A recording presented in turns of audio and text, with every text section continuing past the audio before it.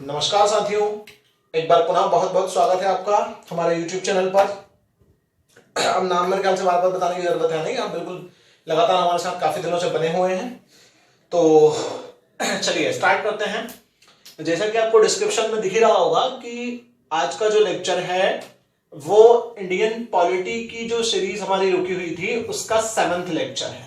ठीक है, पॉलिटी की सीरीज का कौन सा लेक्चर है? ये 7वां लेक्चर, 7वां लेक्चर पॉलिटी की सीरीज का है। ठीक है, अब पॉलिटी की सीरीज के 7वां लेक्चर में सबसे इंपॉर्टेंट चीज हम किन किन चीजों को देखने वाले हैं हम वो देखते हैं। ठीक है, तो पॉलिटी की सीरीज के इस लेक्चर में हम बेसिकली जिस टॉपिक के बारे में बात करने वाले हैं वो टॉपिक हमारा मैंने रखा है आज। इसके पहले का जो टॉपिक था उसी टॉपिक को हम कंटिन्यू कर रहे हैं। इसके पहले वाले लेक्चर में मैंने पढ़ाया था आपको कॉन्स्टिट्यूएंट असेंबली के सामने जो चैलेंजेस थे, ठीक है, और जो इश्यूज थे उनके बारे में मैंने आपको पढ़ाया था। ठीक, लेकिन आज जो हमारा लेक्चर है वो प्योरली कॉन्स्टिट्यूएंट असेंबली के बारे में है। ठीक है, कि कॉन्स्टिट्यूएंट असेंबली जो है हमारी संविधान सभा जो है, ठीक है, उस संविधान सभा के जो फैक्चुअल कंटेंट है सारे के सारे, ठीक है, जो फैक्चुअल डेटा वो और कुछ कंसेप्चुअल कंटेंट भी आपको बताऊंगा, उसके ऊपर पूरा लेक्चर ऑलमोस्ट आज हमारा बेस्ट रहने वाला है। ठीक है, अब देखिए सबसे पहली बात तो यह है कि जो कंप्लीट लेक्चर रहेगा वो बेसिकली तो आपको पता है मेंस डेडिकेटेड ही होता है, लेकिन इस जगह से एग्जामिनेशन में प्रीलिम्स में भी काफी ज्यादा क्वेश्चन एग्जामिनेशन में पूछे जाते हैं। और जो अदर कॉम्पिटिटिव एग्जामिनेशंस हैं, ठीक है, उन अदर कॉम्पिटिटिव एग्जामिनेशन में भी यहां से काफी सारे क्वेश्चंस वन डे एग्जामिनेशन से पूछे जाते हैं। लेकिन मेंस के पॉइंट ऑफ व्यू से, प्रीलिम्स के पॉइंट ऑफ व्यू से ये बहुत ही ज्यादा इंपॉर्टेंट है। Is that clear? अब मेंस के पॉइंट ऑफ व्यू से कैसे इंपॉर्टेंट है, प्रीलिम्स के पॉइंट ऑफ व्यू से कैसे इंपॉर्टेंट है, इसका इंपॉर्टेंस आपको तभी समझ में आएगा जब आपको ओल्ड क्वेश्चंस के बारे में थोड़ी बहुत जानकारी मैं दे दूंगा। ठीक, तब आपको बेसिकली समझ में आएगा कि कितना इंपॉर्टेंट टॉपिक ये हमारे लिए हो जाता है। ठीक, अब देखिए हमने चैलेंजेस तो पढ़ लिए हैं, अब हमें किसके बारे में पढ़ना है? हमें पढ़ना है प्योरली कॉन्स्टिट्यूएंट असेंबली का निर्माण कैसे हुआ, ठीक है, उसका निर्वाचन कैसे हुआ, उसका इलेक्शन कैसे हुआ और किस तरीके से इंडिया की कॉन्स्टिट्यूएंट असेंबली बनी। इन सब चीजों के बारे में बेसिकली हमें देखना है। सबसे पहले एक बात मैं आपको बता दूं कि किन किन मुद्दों को कवर करेंगे, पहले वो थोड़ा सा आप समझ लीजिए ताकि आपको माइंड में क्लियर रहे कि हम इन चीजों को आज देखने वाले हैं और उनसे रिलेटेड जो अन्य मुद्दे हैं वो भी कहीं ना कहीं हम देखने का प्रयास करेंगे। और पहली इंपॉर्टेंट बात कि जो आज का टॉपिक है कॉन्स्टिट्यूएंट असेंबली, ये पूरा टॉपिक मॉडर्न हिस्ट्री पर बेस्ड है वैसे तो, और कॉन्स्टिट्यूशन का तो है ही। ठीक, अब मॉडर्न हिस्ट्री की कुछ चीजें हैं जिनका मैं यहां पर आपको रेफरेंस दूंगा, लेकिन मैं उसकी पूरी कहानी या पूरी स्टोरी आपको यहां पर नहीं बता सकता क्योंकि लेक्चर कोई 10 घंटे का तो मुझे करना नहीं है, तो इतना लंबा मैं बिल्कुल यहां नहीं बताऊंगा, वो मॉडर्न हिस्ट्री के लेक्चर में कंप्लीट हो जाएगा।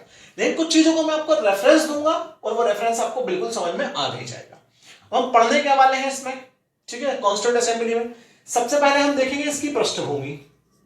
ठीक, सबसे पहले हम इसका बैकग्राउंड समझेंगे। Is that clear? एक और चीज मैं आपको बता दूं, चैलेंजेस आप इसके समझ चुके हैं।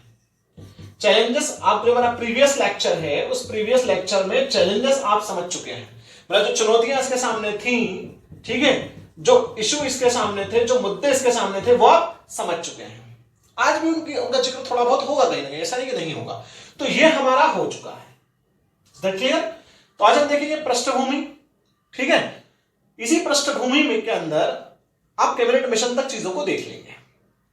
अब पृष्ठभूमि के बाद हम जिस बात को देखेंगे वो ये है कि संविधान सभा का निर्वाचन। इसके जस्ट बाद हम इसको देखेंगे, संविधान सभा का निर्वाचन। ठीक है, election for constituent assembly. Constituent assembly के लिए इलेक्शन जो हुआ था हम उसको भी कहीं यहां पर देखेंगे, हम उसकी भी यहां पर बात करेंगे। इलेक्शन के बाद जो उसकी प्रोसीडिंग्स हुई थी, ठीक है, प्रोसीडिंग्स ऑफ कॉन्स्टिट्यूएंट असेंबली, इतना ही तो चलेगा, मतलब कि संविधान सभा की कार्यविधि, संविधान सभा की जो कार्यविधि थी हम उसके बारे में भी कहीं ना कहीं देखेंगे। संविधान सभा की कार्यविधि और जो वेरियस कमिटीज इससे रिलेटेड थी, वेरियस कमिटी, इनमें से फैक्चुअल कंटेंट बताऊंगा वेरियस कमिटीज में आज, ठीक है, बाकी हम इसको अगले लेक्चर में कवर करेंगे। तो वेरियस कमिटीज जो हैं, मतलब जो समितियां इससे रिलेटेड हैं, उन समितियों के बारे में भी हम थोड़ी बहुत चर्चाएं करेंगे। इन सबके साथ साथ जो फैक्चुअल डेटा है, जो इंपॉर्टेंट फैक्चुअल डेटा है, वो आपको ध्यान रखना है, ठीक है। तो इंपॉर्टेंट फैक्चुअल डेटा की भी हम बात करेंगे। Is that clear? लेकिन इन सबको समझने से पहले एक इंपॉर्टेंट बात कि एमपीपीएससी मेंस में क्या इस टॉपिक से पहले कुछ क्वेश्चंस आ चुके हैं? मतलब मेंस में ओल्ड क्वेश्चंस क्या आए हुए हैं? कब से कब तक? मैं बात कर रहा हूं 2014 से 2018 के बीच के आसपास की बात यहां पर आपसे डिस्कस करूंगा। क्या इस बीच में यहां से कुछ क्वेश्चंस आए हुए हैं? यस, बिल्कुल यहां से इस बीच में क्वेश्चंस आए हुए हैं। अब कौन कौन से बेसिकली क्वेश्चंस आए हैं, अगर वो आपको अच्छे से पता होगा। हालांकि देखिए, मैं मेंस की बात कर रहा हूं, बाकी प्रीलिम्स के क्वेश्चंस तो क्या है, जब मैं इसको पढ़ाऊंगा तो इसी के साथ बताते हुए चलूंगा। लेकिन मेंस के क्वेश्चन भी मैं यहां पहले बता दे रहा हूं, और आप उनको कहीं नोट डाउन कर लीजिएगा, ताकि मेंस के क्वेश्चन के आधार पर आपका लेक्चर ज्यादा आसान आपको लगे कि हाँ, इन चीजों से पहले क्वेश्चंस पूछे गए हैं। तो अगर आपको ये चीज पता होगी तो एटलीस्ट आपको ये पता होगा कि इस तरीके के क्वेश्चन पहले यहां से आ चुके हैं। और मैं आज 2014 से 2018 उन्हीं क्वेश्चंस को बताऊंगा जो डायरेक्ट कॉन्स्टिट्यूट असेंबली से आए हैं, डायरेक्ट फ्रॉम कॉन्स्टिट्यूएंट असेंबली, जो सीधे सीधे संविधान सभा से ही पूछे गए हैं, ठीक है।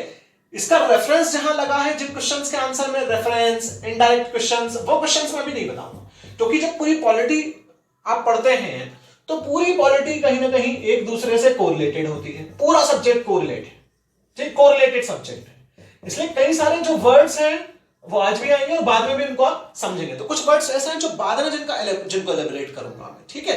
लेकिन हमारा मेन केंद्रीय मुद्दे आज ये रहने वाले हैं, जिसमें हमारा ये हो चुका और ये हमारे आज केंद्रीय मुद्दे रहेंगे, जिनके आसपास ऑलमोस्ट पूरा लेक्चर हमारा रहने वाला है, ठीक है। बाकी मैं पहले आपको ये चीज बता दूं, अब मैं ये बता दूं आपको कि एमपीपीएससी मेंस में पहले यहां से कौन कौन से और किस किस तरीके के क्वेश्चंस पूछे गए हैं, ताकि आपके माइंड में एक चीज बहुत अच्छे से क्लियर रहे कि हाँ, ये क्वेश्चन एग्जामिनेशन में पहले भी आ चुके हैं, ठीक। देखते हैं कौन कौन से क्वेश्चंस आए हैं, मैं बोल दे रहा हूं, आप क्वेश्चंस को नोट कर लीजिएगा, ठीक है। और उसके बाद फिर हम लेक्चर को आगे बढ़ाते हैं। अब कंटेंट कौन कौन से डिस्कस करने हैं वो मैं आपको बता चुका हूं, ठीक है। अब क्वेश्चंस मैं आपको बता दे रहा हूं। यहां से मेंस में सीधे सीधे लगभग 7 से 8 क्वेश्चन 2014 से 2018 के बीच में आए हैं, और ये कम नहीं है, बहुत ज्यादा है।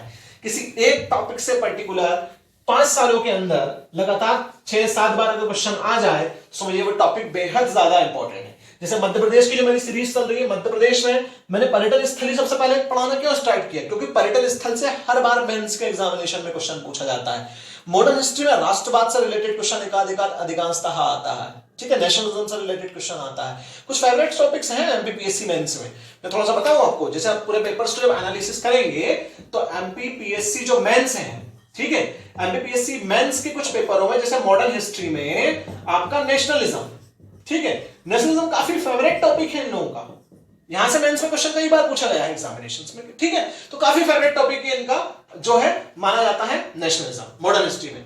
इसके अलावा फिर अगर आप एमपी की बात करेंगे, ठीक है, मैं सिर्फ एग्जांपल आपको दे रहा हूं, सारे सब्जेक्ट नहीं बताऊंगा। एमपी में जैसे टूरिस्ट प्लेस, ठीक है, जो टूरिस्ट प्लेस है वो इनका फेवरेट, यहां से क्वेश्चन आते हैं। और जैसे अगर पॉलिटी की बात करें तो पॉलिटी में कुछ वेरियस टॉपिक्स हैं, लाइक फेडरलिज्म, ठीक है। और इसके बाद में जो मैं पढ़ा रहा हूं कॉन्स्टिट्यूएंट असेंबली, यहां से कई बार क्वेश्चन उठाते हैं, और यहां से फैक्चुअल डेटा ज्यादा पूछते हैं।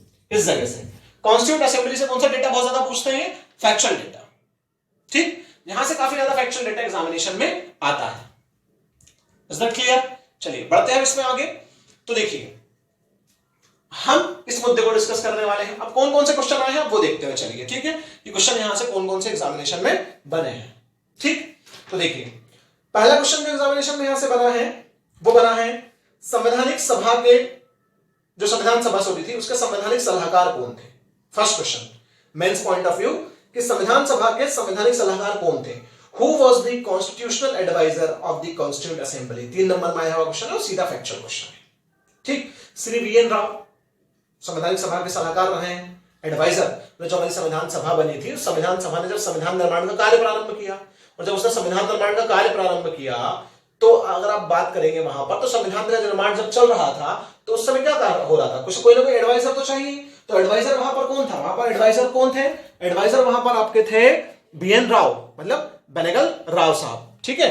बहुत ही काफी बढ़ान कह सकते हैं कॉन्स्टिट्यूशनल विद, मतलब कॉन्स्टिट्यूशन की जानकारी रखने वाले संविधान विद जो रहे ये काफी बड़े संविधान विद रहे हैं। ठीक है, तो देखिए इस तरीके से सेकंड क्वेश्चन यहां से आया हुआ है, संविधान सभा में महिलाओं की संख्या कितनी थी, ये भी 3 नंबर में आया क्वेश्चन से। आगे मिलेंगे सारे क्वेश्चंस के आंसर, बस मैं क्वेश्चंस बोल दे रहा हूं, आप लिख लीजिएगा।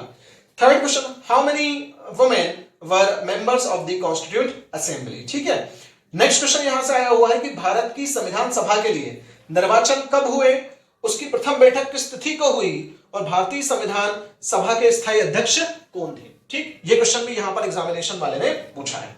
फोर्थ क्वेश्चन यहां से आया है, फोर्थ क्वेश्चन 6 नंबर में आया था जो मैं बता रहा हूं, भारतीय संविधान सभा की प्रारूप समिति के अध्यक्ष कौन थे। ड्राफ्टिंग कमेटी से क्वेश्चन पूछा है, भारतीय संविधान सभा की प्रारूप समिति के अध्यक्ष कौन थे, उस समिति के सदस्यों के नाम भी लिखिए।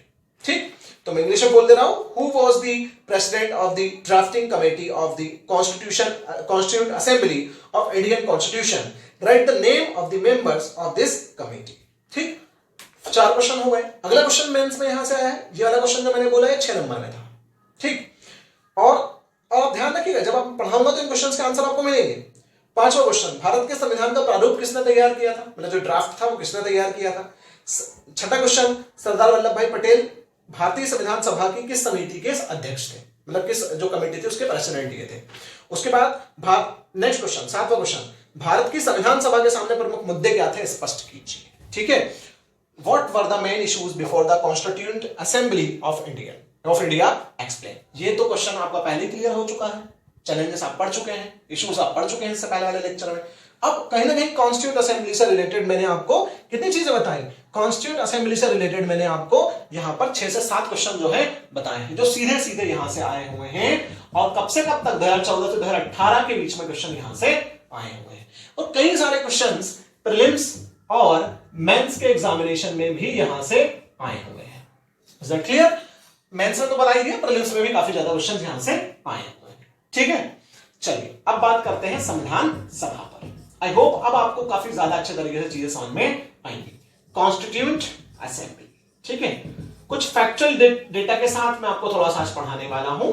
तो कॉन्स्टिट्यूएंट असेंबली को आप देखिए, सबसे पहली बात तो यह है कि जो संविधान सभा बनी और ध्यान तो उसकी पृष्ठभूमि क्या रही, हम उस पर कहीं ना कहीं थोड़ा सा डिस्कशन कर लेते हैं। पृष्ठभूमि की अगर बात हो तो पृष्ठभूमि स्टार्ट होती है 1895 से। कब से स्टार्ट होती? ध्यान रहे जब आप फैक्चुअल डेटा ध्यान रखें तो फैक्चुअल डेटा में अगर डेट हो, ठीक है, अगर उसमें कोई ईयर वाली कंसेप्ट हो तो इस कंसेप्ट को याद रखने के लिए आपको उसमें एक हायरार्की मेंटेन करनी पड़ेगी, मतलब क्रमबद्ध तरीके से चीजें आपको याद होनी चाहिए। अगर क्रमबद्ध तरीके से चीजें याद होंगी तो मेरे ख्याल से ज्यादा सरल और ज्यादा मतलब इजीली आपके लिए चीजें हो जाएंगी, है ना।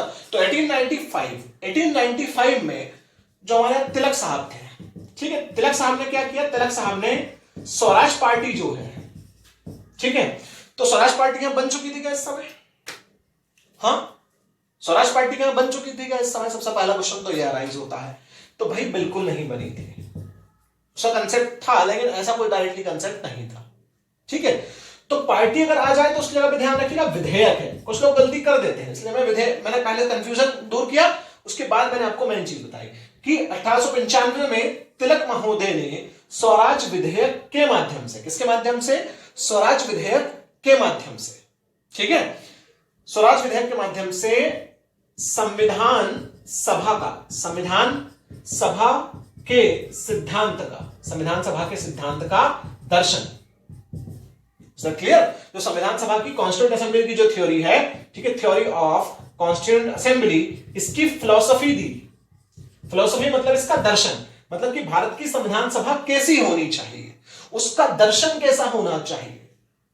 Is that clear? आई बात समझ में? उसकी फिलॉसफी कैसी होनी चाहिए, उसको स्वराज विधेयक में सबसे पहले किसने दिया था? तिलक महोदय ने। Is that clear? सेकंड बात 1922, ये बात आपको ध्यान रखने की बेहद ज्यादा जरूरत है। स्टार लगा लो, 2 स्टार इस पर, ठीक है। 2 स्टार मतलब कोई अधिकारी की बात नहीं कर रहा हूं, बस सिर्फ मैं समझाना चाह रहा हूं कि मेन बात क्या है। 1922 में श्री महात्मा गांधी जी हमारे, ठीक है, राष्ट्रपिता ने हमारे लिए क्या बोला था? महात्मा गांधी जी ने यह बोला था कि जो भारत का संविधान है, बहुत ही इंपॉर्टेंट लाइन है, जो भारत का संविधान है, ठीक है, भारत का संविधान भारतीयों की इच्छा, है ना, क्या बोल रहे हैं हम, भारत का संविधान भारतीयों की इच्छा पर आधारित होना चाहिए। भारत का संविधान है वो भारतीयों की इच्छा पर आधारित होना चाहिए। 1922 में महात्मा गांधी ने ऐसा बोला था। क्योंकि हम कॉन्स्टिट्यूंट असेंबली के बारे में पढ़ रहे हैं, कॉन्स्टिट्यूंट असेंबली का काम क्या था, making of the constitution, making of the constitution. इस पर मैं लेक्चर अब समझ लीजिए, मेकिंग ऑफ द कॉन्स्टिट्यूशन में यही सब चीजें हैं जो आप पढ़ रहे हैं। तो इसका मेन काम क्या है, मेकिंग ऑफ द कॉन्स्टिट्यूशन, मतलब संविधान का निर्माण। इसका महत्वपूर्ण काम क्या था, संविधान का निर्माण। अब संविधान का निर्माण इसका महत्वपूर्ण कार्य है, तो आप बोलेंगे कि इसका इससे क्या संबंध, बिल्कुल संबंध है भाई। ये बना रही है संविधान सभा, जो बना रही है संविधान को बना रही है, तो गांधी जी के कथन, राष्ट्रपिता गांधी जी हमारे रहे हैं। हालांकि 1946 के अराउंड जब संविधान सभा बन गई थी तो 1948 तक तो गांधी जी थे, ठीक है। तो कहने के उनके विचारों की झलक हमें हमारे भारत के संविधान में देखने के लिए मिलती है। हालांकि कई ये डिबेट का भी मुद्दा हो सकता है कि गांधी की सारी चीजों को या गांधी के सारे सिद्धांतों को या फिलोसफीज को क्या हमने इंक्लूड किया है, नहीं किया है। तो वो जब आपको एथिक्स वाला पेपर, जब आपका फोर्थ पेपर चलेगा तो उसमें काफी कुछ चीजें वहां पर पढ़ने के लिए मिलेंगी। तो महात्मा गांधी का विचार क्या था कि भारत का संविधान भारतीयों की इच्छा पर आधारित होना चाहिए, मतलब ऐसा संविधान बनना चाहिए जो भारतीयों की इच्छा की पूर्ति करता हो, अर्थात जो कहीं ना कहीं ऐसा हो जो भारतीयों का प्रतिनिधित्व करता हो। मतलब कि ये ना हो कि वो संविधान वही राजा जैसा संविधान हो जाए, मतलब कि कोई राजा है और वो अपनी इच्छा के अनुसार चीजें चला रहा है, वैसा नहीं, भारतीयों का प्रतिनिधित्व करे। मतलब इस लाइन का सीधा सीधा सा मतलब है कि शक्ति का प्रमुख स्रोत, भारतीय संविधान की शक्ति का स्रोत है वो भारतीय रहना चाहिए। ठीक, कौन रहना चाहिए, भारतीय। तो ऐसा है हमारे संविधान में कि भारतीय संविधान में शक्ति का स्रोत है, ठीक है। जो पावर ऑफ सोर्स है वो क्या है, इंडियन पीपल ही तो है, क्योंकि हमारे प्रीएम्बल में लिखा है सबसे पहले वी, मतलब हम, we are the people of India. Is that clear? मतलब source of the power of the source of the constitution कौन है, मतलब संविधान जो हमारा है उसमें शक्ति का स्रोत कौन है, हम, मतलब people of the India. Is that clear? तो 1895 और 1922, ठीक, ये दोनों सन आपको ध्यान रखने हैं। जहां डेट ध्यान रखनी होगी वहां मैं आपको डेट भी बताऊंगा कि डेट भी ध्यान किन जगहों पर रखनी है। अब 1922 के बाद हम आते हैं 1924 पर। 1922 के बाद हम कहां आ रहे हैं, 1924 पर आते हैं। 1924 में श्री मोतीलाल जी नेहरू ने, है ना, किसकी बात कर रहा हूं मैं, मोतीलाल नेहरू की बात कर रहा हूं, ठीक है। 1924 में मोतीलाल नेहरू ने संविधान सभा की मांग ब्रिटिश सरकार के सामने रखी।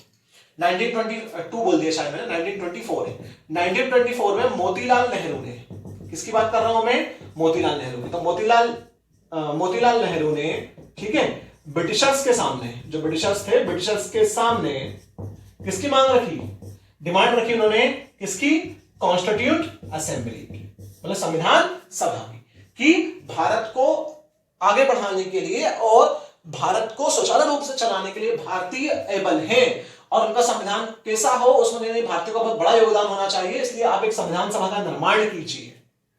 Is that clear? तो 1924 में, है ना। इसके बाद आता है वेरी इंपॉर्टेंट, यहां पर भी मैंने स्टार लगाया, मैं 3 स्टार लगा रहा हूं यहां पर। तो औपचारिक, वेरी वेरी इंपॉर्टेंट, औपचारिक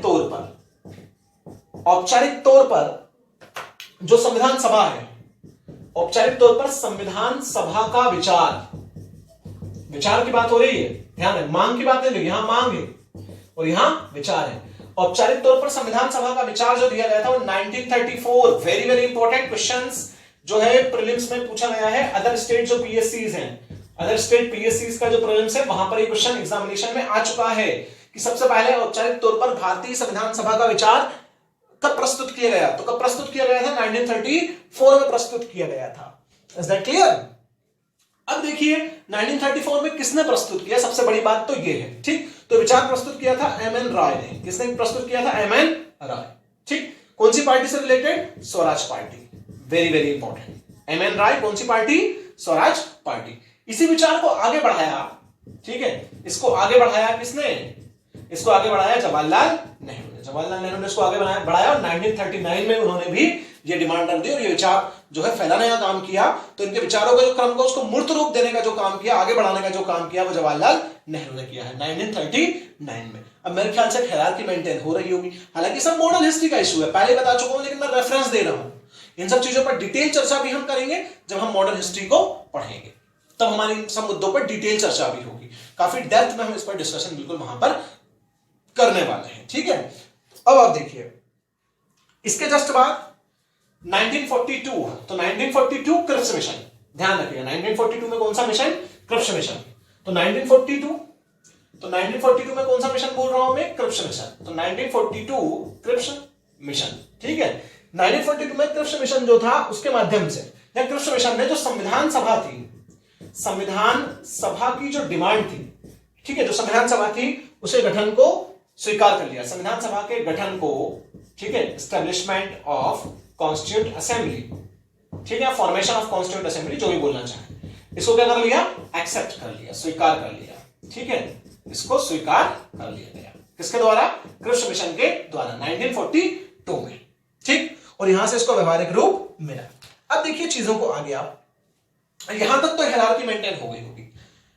अब काफी इंपॉर्टेंट बातें यहां से स्टार्ट हमारी होने वाली है, ठीक। अब यहां से हम चीजों को थोड़ा सा लेंदी वे में लेकर चलेंगे और उनको जो है काफी मेन तरीके से समझने की कोशिश करेंगे, ठीक है। अब देखिए सेकंड पॉइंट मैंने आपको कहता था कि संविधान सभा का निर्माण कैसे होता है, उसका इलेक्शन कैसे होगा, उन सब मुद्दों को यहां हम देखते हैं। तो उसके पहले सबसे हम बात करते हैं कैबिनेट मिशन की। डोंट वरी, कैबिनेट मिशन में यहां पर बिल्कुल पूरा नहीं करवाऊंगा क्योंकि ये भी मॉडर्न हिस्ट्री का हिस्सा मैं इसको मानकर चलता हूं। लेकिन जो मेन बातें हैं, जो कॉन्स्टिट्यूएंट असेंबली से जुड़ी हुई बातें हैं, वो मैं इसकी आपको बता दे रहा हूं।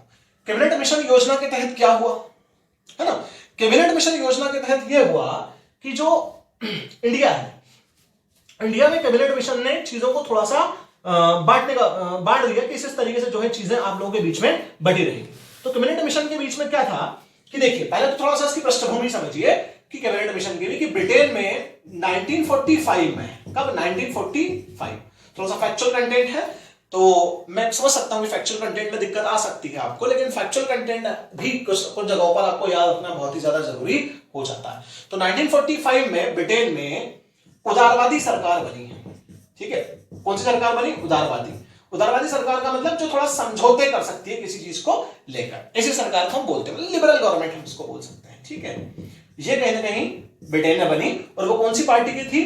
ठीक है, वो थी लेबर पार्टी की। कौन सी पार्टी की सरकार बनी? लेबर पार्टी की सरकार बनी और लेबर पार्टी के क्लीमेंट एटली ये वहां पर सत्ता में आए। तो इन्होंने क्या किया? इन्होंने इंडिया में, भारत में सत्ता जो थी, मतलब जो रूल था इंडिया का, वो सत्ता के हस्तांतरण के लिए, मतलब सत्ता को ट्रांसफर करने के लिए, सत्ता के हस्तांतरण के लिए, सत्ता के ट्रांसफर के लिए एक मिशन भेजा, जिसको हम कौन सा मिशन बोलते हैं? Cabinet mission. इस कैबिनेट मिशन ने कोई योजना बनाई कि इस तरह की योजना के अनुसार हम आपको सत्ता का हस्तांतरण कर देंगे। तो उस योजना में क्या शामिल था? सबसे इंपॉर्टेंट चीज वो आपको यहां पर देखनी है। और कैबिनेट मिशन में कौन कौन लोग आए वो उनका नाम आपको ध्यान रखना। तो 3 सदस्य इसके बहुत इंपॉर्टेंट है। 3 सदस्यों के नाम यहां पर आपको ध्यान रखना है इसमें कि वो 3 सदस्य कौन कौन से थे और 3 सदस्य कौन कौन यहां पर आए। तो उन 3 सदस्यों में 3 लोग थे। एक तो सर स्टेफोर्ड क्रिप्स, ठीक है, ये बंधु एक तो थे। और नेक्स्ट लॉर्ड, ठीक है, लॉर्ड पैथिंग लॉरेंस, ये महोदय थे, ठीक है। और नेक्स्ट जो महोदय थे वो थे आपके एबी अलेक्जेंडर।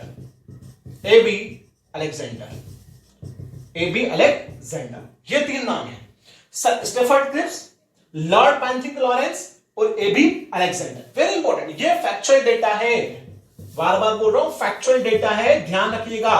प्रीलिम्स और मेंस इन दोनों के लिए बेहद इंपॉर्टेंट है, क्योंकि 3 नंबर में क्वेश्चन यहां से आ सकता है मेंस में। क्लियर? बिल्कुल आ सकता है, क्योंकि मेंस में जो वर्ड लिमिट है वो थोड़ी और कम कर दी है इन लोगों ने।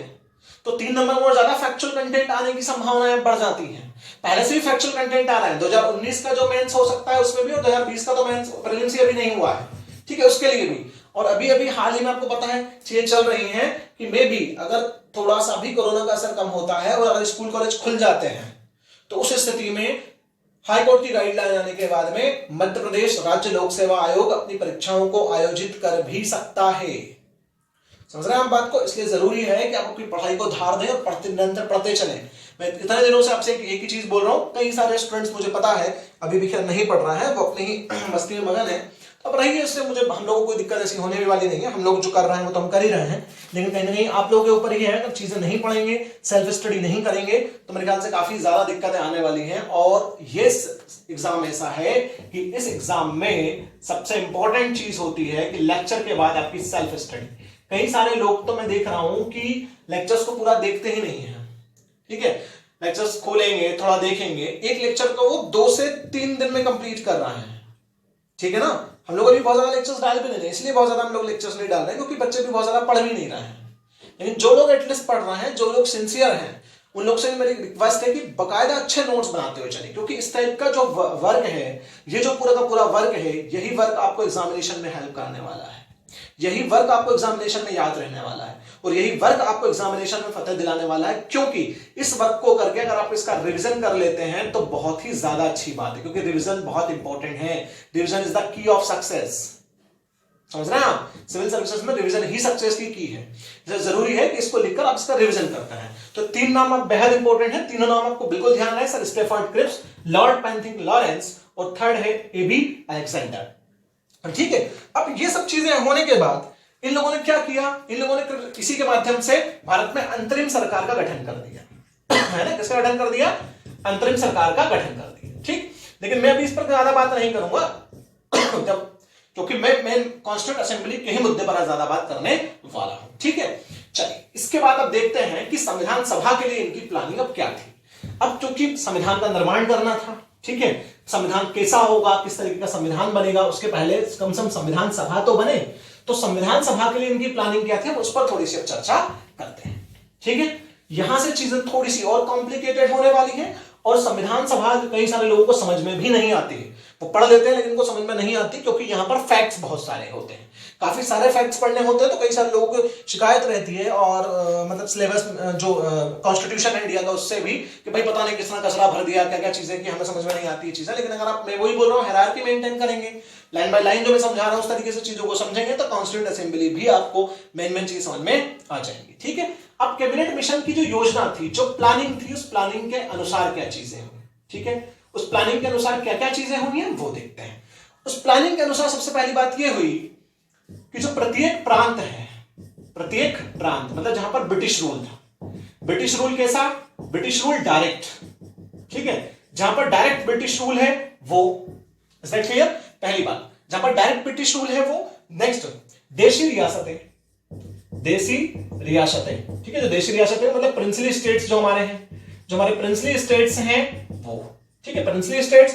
और एक और बात है, और राज्यों के समूह को उनकी जनसंख्या के अनुपात में सीटें दी जाएंगी, और जो अन्य राज्यों के कुछ समूह अगर रहेंगे, मतलब ग्रुप, ठीक है, इतना क्लियर आपको हुआ होगा। तो 3 चीजों की अपन यहां बात कर रहे हैं। पहले हमने बात की थी प्रत्येक प्रांत ब्रिटिश रूल का जहां पर डायरेक्ट रूल चलता है, देशी रियासतें प्रिंसली स्टेट, और जो राज्यों के समूह हैं, जो राज्यों के ग्रुप हैं, मतलब ग्रुप ऑफ स्टेट्स, इनकी हम बात कर चुके हैं, ठीक है। इन्हें जो है कॉन्स्टिट्यूंट असेंबली के लिए सीटें दी जाएंगी। क्या दी जाएंगी? सीटें दी जाएंगी। बट वो सीटें किस पर बेस्ड दी जाएंगी? वो सीटें बेस्ड दी जाए, मतलब वो सीटें किस पर बेस्ड होंगी? वो जनसंख्या पर बेस्ड होंगी। किस पर? जनसंख्या पर। Is that clear? ध्यान रहे, किस पर बेस्ड होंगी? जनसंख्या पर बेस्ड होगी, मतलब हम पॉपुलेशन पर को बेस बनाकर सीटों का जो है वो आवंटन यहां पर करेंगे। किसको कितनी सीटें मिलेंगी, कि प्रत्येक प्रांत को कितनी सीट। आज भी यही चलता है हमारे यहाँ। तो जो 1971, जैसे आज के पर्टिकुलर बात करें तो जो 1971 का हमारा जो पॉपुलेशन इंडेक्स है, उसके अकॉर्डिंग ही चीजें होती हैं आज भी, ठीक है, उसके अकॉर्डिंग चीजें चल रही है विधानसभा और लोकसभा में, अगर आप देखेंगे तो, ठीक है। तो कहीं ना कहीं यही बात इंपॉर्टेंट है कि सीटें दी जाएंगी किसको बेस बनाकर? पॉपुलेशन को बेस बनाकर। अब आप एक बात बहुत इंपॉर्टेंट यहां सोच रहे होंगे कि पॉपुलेशन ही बेस क्यों बनाया गया? ऑब्वियसली जनसंख्या जो है वो सबसे अच्छा आधार था, ठीक है, और किसी आधार पर अगर देते तो कहीं बहुत ज्यादा डिस्प्यूट्स हो सकते थे। ये जनसंख्या काफी अच्छा आधार रहा, और जनसंख्या के आधार पर हमने बताया, मैं बता रहा हूं आपको कि 10 लाख जनसंख्या पर 1 सीट का आवंटन यहां पर कर दिया जाएगा कॉन्स्टिट्यूंट असेंबली के लिए, है ना। जनसंख्या के हिसाब से कितनी सीटें? 10 लाख जनसंख्या पर 1 सीट जो है दे दी जाएगी। Is that clear? चलिए अब बात करते हैं संविधान सभा की सीटें। अब उस पर हम उस मुद्दे पर थोड़ा सा बात कर लेते हैं कि संविधान सभा की सीटें और संविधान सभा के लिए निर्वाचन वगैरह कैसे क्या हुए होंगे, हम उस मुद्दे पर अब थोड़ी सी बात यहां पर करते हैं। ठीक है, तो चलिए उस मुद्दे पर हम थोड़ा सा बात करें। तो देखिए संविधान सभा की सीटों की अगर हम बात करें, अब हम बात करते हैं संविधान सभा की सीटें। ठीक है, संविधान सभा की सीटें मतलब सीट्स ऑफ कॉन्स्टिट्यूएंट असेंबली। अब कॉन्स्टिट्यूएंट असेंबली की सीटों की बात जब होगी तो ध्यान रहे कितनी सीटें, 389 टोटल कितनी है, 389 स्टार्टिंग में। ध्यान रहे 1946 की बात है, अभी विभाजन नहीं हुआ है, अभी विभाजन नहीं, ध्यान है ये बात, अभी विभाजन नहीं। 389 टोटल किस तरीके से बंटवारा हुआ, तो 389 में से इन्होंने बंटवारा कर दिया कि सीधे वो स्टेट जहां पर ब्रिटिश सरकार सीधे शासन कर रही है। ठीक है, तो ब्रिटिश प्रांत, अगर मैं यहां पर बात करूं तो कौन से प्रांत हो जाएंगे, ब्रिटिश प्रांत। Is that clear? और सेकंड नंबर पर यहां पर क्या होगा, देशी रियासतें। ठीक है, देशी रियासतें जहां पर इनडायरेक्टली लोग शासन कर रहे थे। ठीक है, मतलब यहां पर डायरेक्ट ब्रिटिश प्रांत का शासन था, डायरेक्ट रूल कर रहे थे यहां पर। तो इनको इन्होंने दी कितनी, 296 सीटें। कितनी सीटें दे दी, 296 सीटें, 296 सीटें यहां पर दे दी। ठीक है, और देशी रियासतों को दे दी 93 सीटें, 93। अब ध्यान रहे इन देशी रियासतों की 93 सीटों के लिए इलेक्शन नहीं होंगे। क्या नहीं होंगे, इलेक्शन नहीं होंगे। इलेक्शन क्यों नहीं होंगे, देशी रियासतें भाई, प्रिंसली स्टेट्स, यही तो एक बात है, प्रिंसली स्टेट राजा रजवाड़ा वाला एरिया है। ठीक है, खुद चुनकर अपने हिसाब से कर देंगे सारी चीजें। लेकिन यहां पर ब्रिटिश प्रांत डायरेक्ट रूल जहां पर है वहां पर 296 सीटें दी हैं, 296 सीटें दी हैं। इन 296 सीटों को आगे जाकर कैसे बांटा इन्होंने, मैं इसका भी डिवाइडेशन कर बता दे रहा हूं। ये डिवाइडेशन काफी कम लोगों को पता होता, मतलब पता तो होता है, कम लोगों को पता होता है। कई बार जो क्वेश्चन यहां से भी एग्जामिनेशन में कर लिए जाते हैं। तो 296 में से 292 सीटें दी 11 प्रांतों को। कितने प्रांतों को, 11 प्रांतों को, जहां पर गवर्नर रूल थे, मतलब जहां पर कौन शासन कर रहा था, गवर्नर। 11 प्रांतों की दी जहां पर रूल कौन देख रहा था, गवर्नर देख रहा था। उस टाइम मुख्यमंत्री वाला कंसेप्ट तो था नहीं, गवर्नर वाला कंसेप्ट था। ठीक है, इनके अधीन विधानसभाएं सारी होती थी उस समय, तो अगर लेजिस्लेटिव असेंबली की बात करेंगे तो। ठीक है, और जो 4 चीफ कमिश्नर वाले एरियाज थे, 4 जगहों पर चीफ कमिश्नर काम कर रहे थे। कितनी जगहों पर, 4 जगहों पर। 11 प्रांतों में गवर्नर थे और 4 जगहों पर स्पेशल चीफ कमिश्नर वहां पर काम कर रहे थे। वो 4 जगह कौन कौन सी जहां पर चीफ कमिश्नर काम कर रहे थे, एक तो दिल्ली, ठीक है, दूसरा अजमेर, ठीक है, दूसरा कौन सा है, अजमेर मारवाड़, अजमेर मारवाड़, और थर्ड है दुर्ग, ठीक है, और फोर्थ है ब्रिटिश बलूचिस्तान। ठीक है, कौन सा, British Balochistan. Is that clear? तो ध्यान रहे, आप देख लीजिए स्टार्टिंग में 389 टोटल सीटें। अब सीटों को बंटवारा इस तरीके से किया है, ध्यान रहे, लेकिन अभी इलेक्शन नहीं हुआ है। क्या नहीं हुआ है, इलेक्शन अभी तक नहीं हुआ है। Is that clear?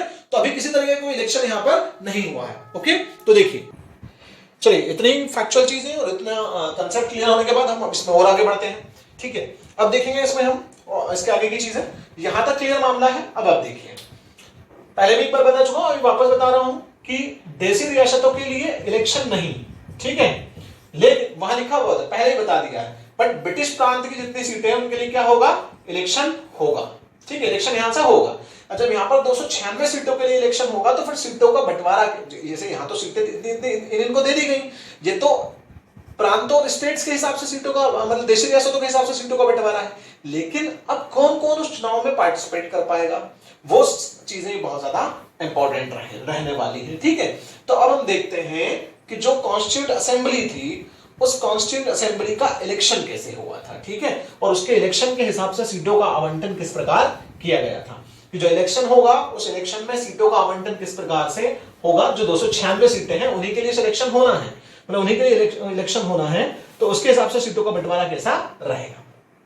तब देखिए इलेक्शन, तो इलेक्शन के हिसाब से सीटों का बंटवारा, ठीक है, सीटों का बंटवारा कैसे क्या रहने वाला है। लेकिन सीटों के बंटवारे से मतलब कि इलेक्शन में कौन कौन किस किस तरीके से पार्टिसिपेट कर पाएगा। अब देखिए इलेक्शन के हिसाब से अगर हम पर्टिकुलर बात करें तो बंटवारा सीटों का ये करेंगे या होगा, बिल्कुल नहीं। देखिए बंटवारा वर्ड अगर मैं बोलूं तो इलेक्शन के हिसाब से सीटें तो हम किसी को बांट ही नहीं सकते भाई, क्योंकि इलेक्शन अगर होगा तो सीटें इलेक्ट होंगी, तो मेंबर्स क्या होंगे, इलेक्टेड मेंबर्स होंगे। इलेक्टेड मेंबर्स मतलब कि निर्वाचित सदस्य होंगे। कैसे सदस्य होंगे? निर्वाचित सदस्य होंगे। Is that clear? तो पहले समझिए थोड़ा सा कि 296 सीटों के लिए चुनाव होना है। कितने सीटों के लिए चुनाव होना है? 296 सीटों के लिए चुनाव। अब जो ये 296 सीटें हैं, इनके लिए चुनाव में दावेदारी रखने वाले 3 समुदाय बेहद इंपॉर्टेंट हैं। कितने समुदाय बहुत ज्यादा इंपॉर्टेंट है? 3 समुदाय बेहद इंपॉर्टेंट है।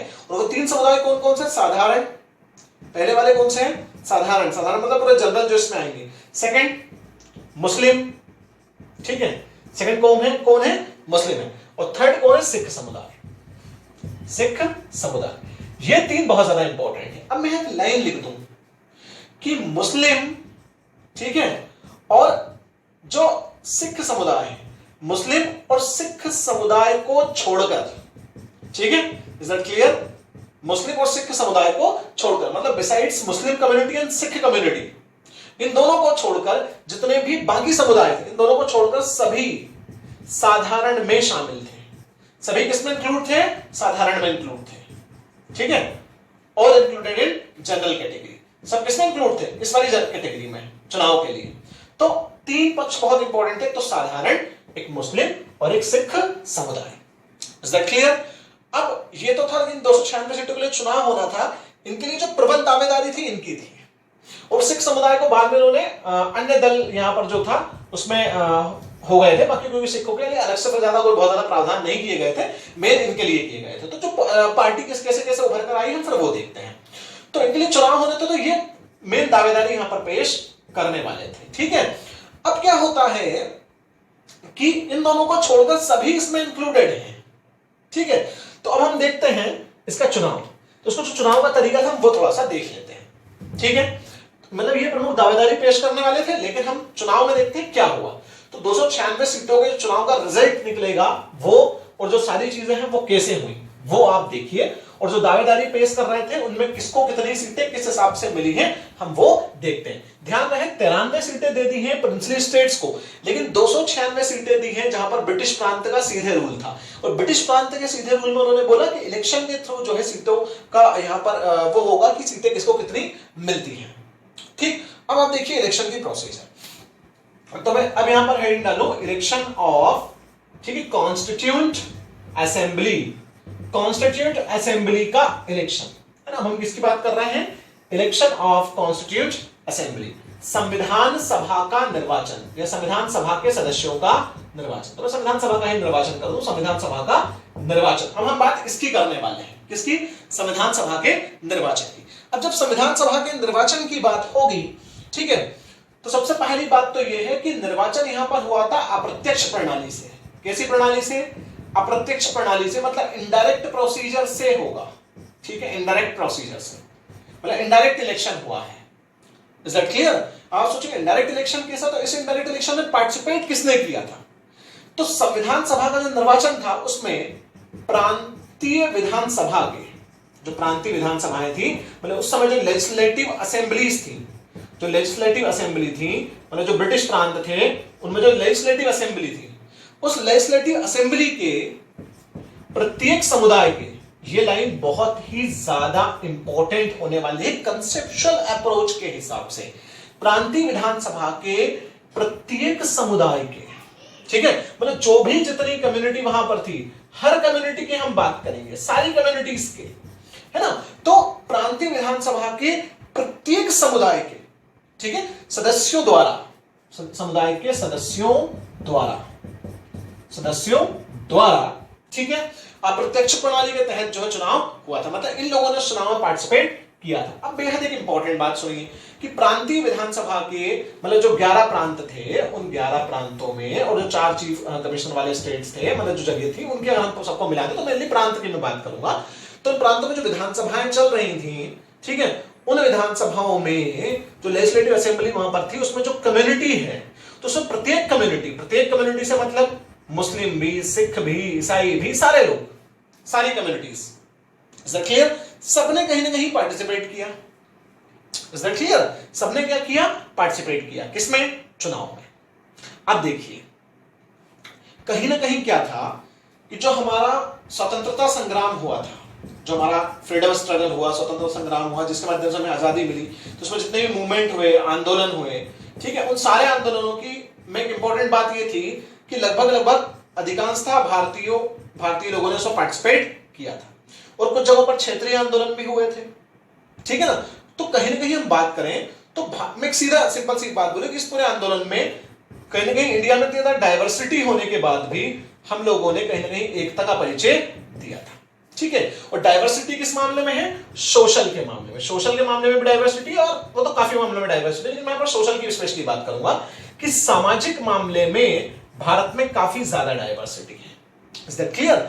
अब सामाजिक मामले में काफी ज्यादा डाइवर्सिटी है, तो क्या जब संविधान सभा का निर्वाचन होगा तो उस संविधान सभा के निर्वाचन के समय, कॉन्स्टिट्यूएंट असेंबली के निर्वाचन के समय, इलेक्शन के समय, अगर सिर्फ किसी एक ही समुदाय से लोग अगर वहां पहुंच जाएंगे तो एक समुदाय का प्रभुत्व बढ़ जाएगा, मतलब इसी समुदाय की बातें वहां पर सुनी जाएंगी, और जो अन्य समुदाय हैं, जो अन्य कम्युनिटी हैं, उनके राइट्स, उनके हक, ठीक है, इनकी बात कौन करेगा, उनके विभिन्न मुद्दे, उनके इश्यूज की बात कौन करेगा, ठीक है। अगर अंबेडकर नहीं होते तो अनुसूचित जाति, अनुसूचित जनजाति की इतनी ज्यादा बातें वहां तक, मतलब इतनी ज्यादा चीजों को आगे कौन बढ़ाता, कैसे चीजें होती। मैं एग्जांपल की बात कर रहा हूं, एग्जांपल कोट कर समझा रहा हूं आपको, मतलब कि चुनाव इस तरीके से हुए कि उत्तर ऋग्वैदिक काल में जो भी घटनाएं घटी, उसके बाद जो भी हमारे समाज का ताना बुना गया और जो भी रूढ़िवादिताएं चली, उसके बावजूद भी भारतीय संविधान का निर्माता जो है वो डॉक्टर भीमराव अंबेडकर जी बन गए। तो कैसे बन गए? इस तरीके से तो बने कि भाई सारी कम्युनिटीज का ध्यान रखा जाए।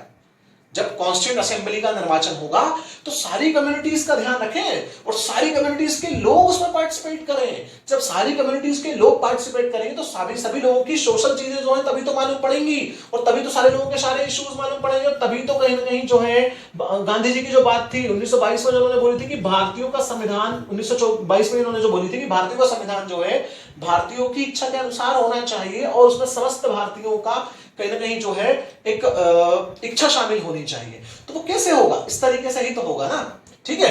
तो कहीं ना कहीं जो है इस तरीके का उपयोग यहां पर किया जाना है। अब आप देखिए दो बड़े इंपॉर्टेंट वर्ड में यहां पर आपको बता दूं, आजकल जो इलेक्शन होता है भाई, वो हम डायरेक्ट इलेक्शन की भी बात करते हैं, लेकिन इसके लिए जो इलेक्शन हुआ वो अप्रत्यक्ष प्रणाली पर था, और अप्रत्यक्ष प्रणाली से पर बेस्ड कैसा इलेक्शन था वो देखते हैं, ठीक है। अप्रत्यक्ष प्रणाली का मतलब ये कि जनता ने सीधे पार्टिसिपेट उस इलेक्शन में नहीं किया था। और भाई जनता सीधे पार्टिसिपेट कैसे करती, इतनी जनता से एक साथ चुनाव के लिए कैसे बोल देते और कैसे वो मतलब वोट डालते, क्या करते, बहुत सारी चीजें थी। तो काफी सारी चीजें मुद्दे वहां पर थे, इसलिए क्या किया कि प्रांतीय विधानसभाओं में जो सभी कम्युनिटी के जो सदस्य थे उन्होंने वोट कर दिए, ठीक है। तो कहीं सारी कम्युनिटी का रिप्रेजेंटेशन भी वहां हो गया। जैसे आज के डेट में इनडायरेक्ट इलेक्शन किसके लिए होता है? राष्ट्रपति के लिए, ठीक है। मैंने पहले ही बोला था कि पॉलिटिक्स बहुत ज्यादा कोरिलेटेड है ना। आगे ही चलकर काफी ज्यादा इश्यूज जो क्लियर होंगे, लेकिन मैं फिर भी छोटा सा एक बात बता दूं आपको यहाँ पर कि राष्ट्रपति के चुनाव में हमारे द्वारा चुने गए जो प्रतिनिधि है वो भाग लेते हैं। मतलब राष्ट्रपति का इलेक्शन इनडायरेक्ट है, लेकिन कहीं ना कहीं हमने जिन प्रतिनिधियों को चुना है वो प्रतिनिधि उनके चुनाव में भाग लेते हैं। लेकिन कहीं ना कहीं राष्ट्रपति का पद और राष्ट्रपति की चीजें तो ज्यादा आज के डेट में हमारे यहाँ पर उनके अधिकार वगैरह जो है, वास्तविक कार्यपालिका कौन है? वो प्रधानमंत्री है, ठीक है। इसलिए लोकसभा का जो चुनाव है वो डायरेक्ट होता है, और राष्ट्रपति का जो चुनाव है कहीं ना कहीं वो इनडायरेक्ट वाला कंसेप्ट उसमें रखा गया है। उसमें काफी कुछ चीजें, खैर वो तो मैं बड़ा लेक्चर उस पर अलग से ही लूंगा election of president of India पर। लेकिन अगर हम देखें तो अप्रत्यक्ष चुनाव वही होता है, और अप्रत्यक्ष चुनाव में दो बातें और बहुत महत्वपूर्ण होती हैं जो भरकर आती हैं, जो आप आगे ही समझेंगे, बट मैं बता दे रहा हूं। इसमें प्रणाली होती है, बोलते हैं एकल संक्रमणीय, ठीक है, इज इट क्लियर? एकल संक्रमणीय मत प्रणाली, इसको हम बोलते हैं सिंगल ट्रांसफरेबल वोट का सिस्टम, सिंगल ट्रांसफरेबल, ठीक है, वोट सिस्टम। बहुत बड़ा लेक्चर जब मैं लूंगा इन चीजों पर, तो सिंगल ट्रांसफरेबल वोट क्या होता है, सारी चीजें आगे आएंगी। तो अप्रत्यक्ष चुनाव और अप्रत्यक्ष चुनाव में सिंगल ट्रांसफरेबल वोट का सिस्टम, जब आपको प्रेसिडेंट पढ़ाऊंगा तो वहां पर इसको मैं पूरा डिटेल में क्लियर करूंगा, लेकिन मैं थोड़ा सा यहां बता दूं कि इसमें प्रेफरेंस वाली बात होती है कि आप किसको प्रेफरेंस दे रहे हैं। Is that clear? मतलब किसको वरीयता दे रहे हैं, ये वरीयता के अनुसार चलता है ना। थोड़ा सा मैंने यहां क्लियर कर दिया है। नेक्स्ट बात अब यह है कि जो सेकंड बात इसमें होती है, सेकंड बात इसमें थी प्रोपोर्शनल रिप्रेजेंटेटिव सिस्टम, ठीक है, प्रोपोर्शनल रिप्रेजेंटेटिव सिस्टम, मतलब कि आनुपातिक प्रतिनिधित्व की प्रणाली। ठीक है, इन दो चीजों का यहां पर उपयोग कॉन्स्टिट्यूंट असेंबली के इलेक्शन में किया गया था। Is that clear? ये दोनों ही बातें जब आप राष्ट्रपति का चुनाव भारत में पढ़ेंगे तो तब आप बहुत डिटेल में इनके बारे में जानेंगे। Is that clear? अब देखिए, तो फिर किसका उपयोग नहीं किया गया? उपयोग नहीं हुआ वयस्क मताधिकार का। ध्यान रहे, वयस्क मताधिकार के द्वारा, ठीक है, चुनाव नहीं हुआ, यह निर्वाचन नहीं। ध्यान रखिए, ये हुआ तो क्या नहीं हुआ वो भी ध्यान रखना जरूरी है। तो वयस्क मताधिकार के द्वारा निर्वाचन यहां पर नहीं हुआ है, क्योंकि इलेक्शन कैसा था? इनडायरेक्ट इलेक्शन था, मतलब कि इलेक्शन अप्रत्यक्ष चुनाव पर आधारित था, मतलब अप्रत्यक्ष चुनाव था। Is that clear? तो अप्रत्यक्ष चुनाव में इन दो चीजों का वहां पर बहुत अच्छे तरीके से उपयोग किया गया था, लेकिन वयस्क मताधिकार का यहां पर उपयोग जो है नहीं किया गया था। Is that clear? अब आगे बढ़ते हैं। अब वयस्क मताधिकार का उपयोग नहीं करा, उसके बाद भी कहीं ना कहीं प्रत्येक समुदाय का जो है हम कह सकते हैं कि प्रतिनिधित्व जो रहा है, रिप्रेजेंटेशन रहा है, कॉन्स्टिट्यूंट असेंबली में देखने को मिला। क्यों? क्योंकि मैंने पहले ही बताया, प्रांतीय विधानसभाओं के प्रत्येक समुदाय के सदस्य, मतलब कम्युनिटी के जो सदस्य हैं, उन्होंने उसमें स्पेशली कर वोट किए थे, है ना। उसको बहुत ज्यादा डेप्थ में घुसने की जरूरत आपको नहीं है, जितना मैं बता रहा हूं उतना आपके लिए मेरे ख्याल से पीएससी मेन, एमपीपीएससी मेंस के हिसाब से काफी ज्यादा इंपॉर्टेंट है, उतना ही आपको लगभग ध्यान भी रखना है। ठीक, अब संविधान सभा के निर्वाचन में वही 296 सीटें, जो कि मैंने पहले बता दिया 93 पर इलेक्शन में नहीं कराना है। 296 में से किसको कितनी कितनी सीटें मिली? अब जब 296 सीटों पर चुनाव होता है तो जाहिर सी बात है इंडियन नेशनल कांग्रेस, ठीक है, इंडियन नेशनल कांग्रेस उभर कर सामने आनी थी, तो 208 सीटें मिलती हैं इंडियन नेशनल कांग्रेस को। Is that clear? और मुस्लिम लीग भी थी, तो मुस्लिम लीग को यहां पर मिलती हैं, ठीक है, मुस्लिम लीग यहां लेकर आती है 73 सीटें। कितनी सीटें मिलती हैं? 73 सीटें। उसका जो अन्य दल है, जो निर्दलीय है, निर्दलीय ले ले, अन्य दल ले ले, ठीक है, अन्य दल, इनको मिलती है यहां पर 15 सीटें। Is that clear? उनको कितनी सीटें मिली हैं? 15 सीटें। तो इंडियन नेशनल कांग्रेस के पास कितनी सीटें हैं? 208। मुस्लिम लीग के पास कितनी हैं? 73। और निर्दलीय अन्य दलों की जो सीटें हैं वो कितनी हैं? 15 सीटें। अब ये बात चल रही है 1946 की ही, क्योंकि जो चयन हुए थे, चुनाव हुए थे, वो चुनाव हुए थे जुलाई अगस्त 1946। बता दो मैं यहां पर, जुलाई अगस्त 1946, जुलाई अगस्त 1946 के समय में चुनाव हुए थे। किसके? कॉन्स्टिट्यूंट असेंबली के। मतलब अभी तक विभाजन नहीं हुआ है। अगर मैं अब ये बोलूं कि विभाजन की बात करूं तो अभी तक विभाजन नहीं हुआ। ठीक, तो 208, मुस्लिम लीग 73 और निर्दलीय जो अन्य दल जो है वो 15 सीटें यहां पर लेकर जो है बैठे हुए हैं। अब सबसे बड़ी बात है कि कॉन्स्टिट्यूंट असेंबली तो बन गई, कॉन्स्टिट्यूंट असेंबली का निर्वाचन हो गया, ठीक है, निर्वाचन हो गया। निर्वाचन जो है 93 सीटें जो है प्रिंसिपल स्टेट्स के पास हैं, और अब आईएनसी मतलब 208 सीटें जो है इंडियन नेशनल कांग्रेस के पास हैं, ठीक है, 73 सीटें मुस्लिम लीग के पास हैं, और जो 15 सीटें हैं, अन्य में 15 सीटें हैं, वो अन्य निर्दलीय दलों के पास में हैं। Is that clear? अब मतलब 389 सीटें यहां पर कंप्लीट है। अब हमारे संविधान का निर्माण होना है ना। अब किसका निर्माण होना है? भारत के संविधान का निर्माण होना है। अब भारत के संविधान का निर्माण होना है, लेकिन अभी विभाजन नहीं हुआ है। और जब विभाजन नहीं हुआ तो सबसे पहले कुछ फैक्ट्स हम कर लेते हैं। जब विभाजन नहीं हुआ उसी समय कुछ चीजें यहां पर हो गई। वो क्या? अब देखिए, एक और बात मैं बता दूं, ध्यान रखिएगा, मैं लाइन बार बार बोल रहा हूं, फिर से एक बार रिपीट कर दे रहा हूं, ठीक है, सुन लीजिए।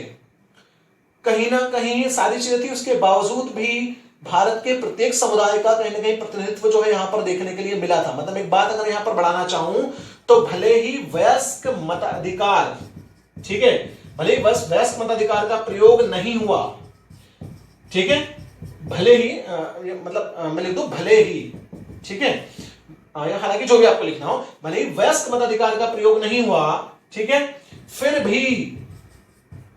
भी यहां पर भारत के लगभग सभी समुदाय, जैसे कि महिला, ठीक है, महिला, एसटी, एससी, ठीक है, मुस्लिम, क्लियर, हिंदू, सिख, ठीक, ईसाई, क्लियर, जितने भी कम्युनिटीज हैं, इन सभी का प्रतिनिधित्व कहीं ना कहीं, मतलब रिप्रेजेंटेशन, इन सभी का रिप्रेजेंटेशन, प्रतिनिधित्व जो है हमें कॉन्स्टिट्यूएंट असेंबली के अंदर देखने के लिए मिलता है। Is that clear?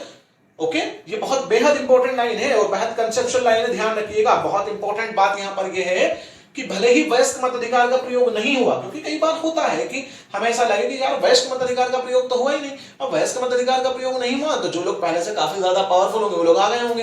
बेसिकली पहले उन्हीं लोगों में से काफी लोग आए, लेकिन फिर भी सारे समुदाय के लोग यहाँ पर आ गए, और जब सारे समुदाय के लोग यहाँ पर आए तो सभी के मुद्दों की बात हुई भाई। इसलिए तो हमारे संविधान में महिलाओं के लिए भी विशेष आरक्षण, विशेष कानून है, नियम है, एसटी के लिए भी है, एससी के लिए भी है, क्योंकि जिनमें इतिहास में जिनके साथ बेईमानी हुई। मुस्लिमों के लिए अल्पसंख्यक अधिकार हमने दिए हैं, ठीक है, ईसाइयों के लिए हमने अल्पसंख्यक अधिकार दिए हैं, हिंदुओं में जो मतलब एसटी एससी वाले हैं, ठीक है, जो अन्य निम्न जाति वर्ग के लोग हैं उनको आरक्षण मिला है। Is that clear? तो कहीं ना कहीं ये सारी चीजें हैं। अब कुछ लोग बोलते हैं कि डिबेट का मुद्दा भी हो सकता है कि तो बटी हुई चीजें थी, ऐसा क्यों किया, एक ही कर देते सारी चीजें, लेकिन भाई सब मुद्दे थे। अगर ये सब लोगों की बात वहां पर नहीं रखते तो ऐसे संविधान कहीं ना कहीं, या फिर इन लोगों ने जो फ्रीडम के जो स्ट्रगल हुआ उसमें भाग लिया, तो कहीं इनके भी तो अपने मुद्दे थे, इन्हें भी तो कुछ जंजीरों से आजाद होना था।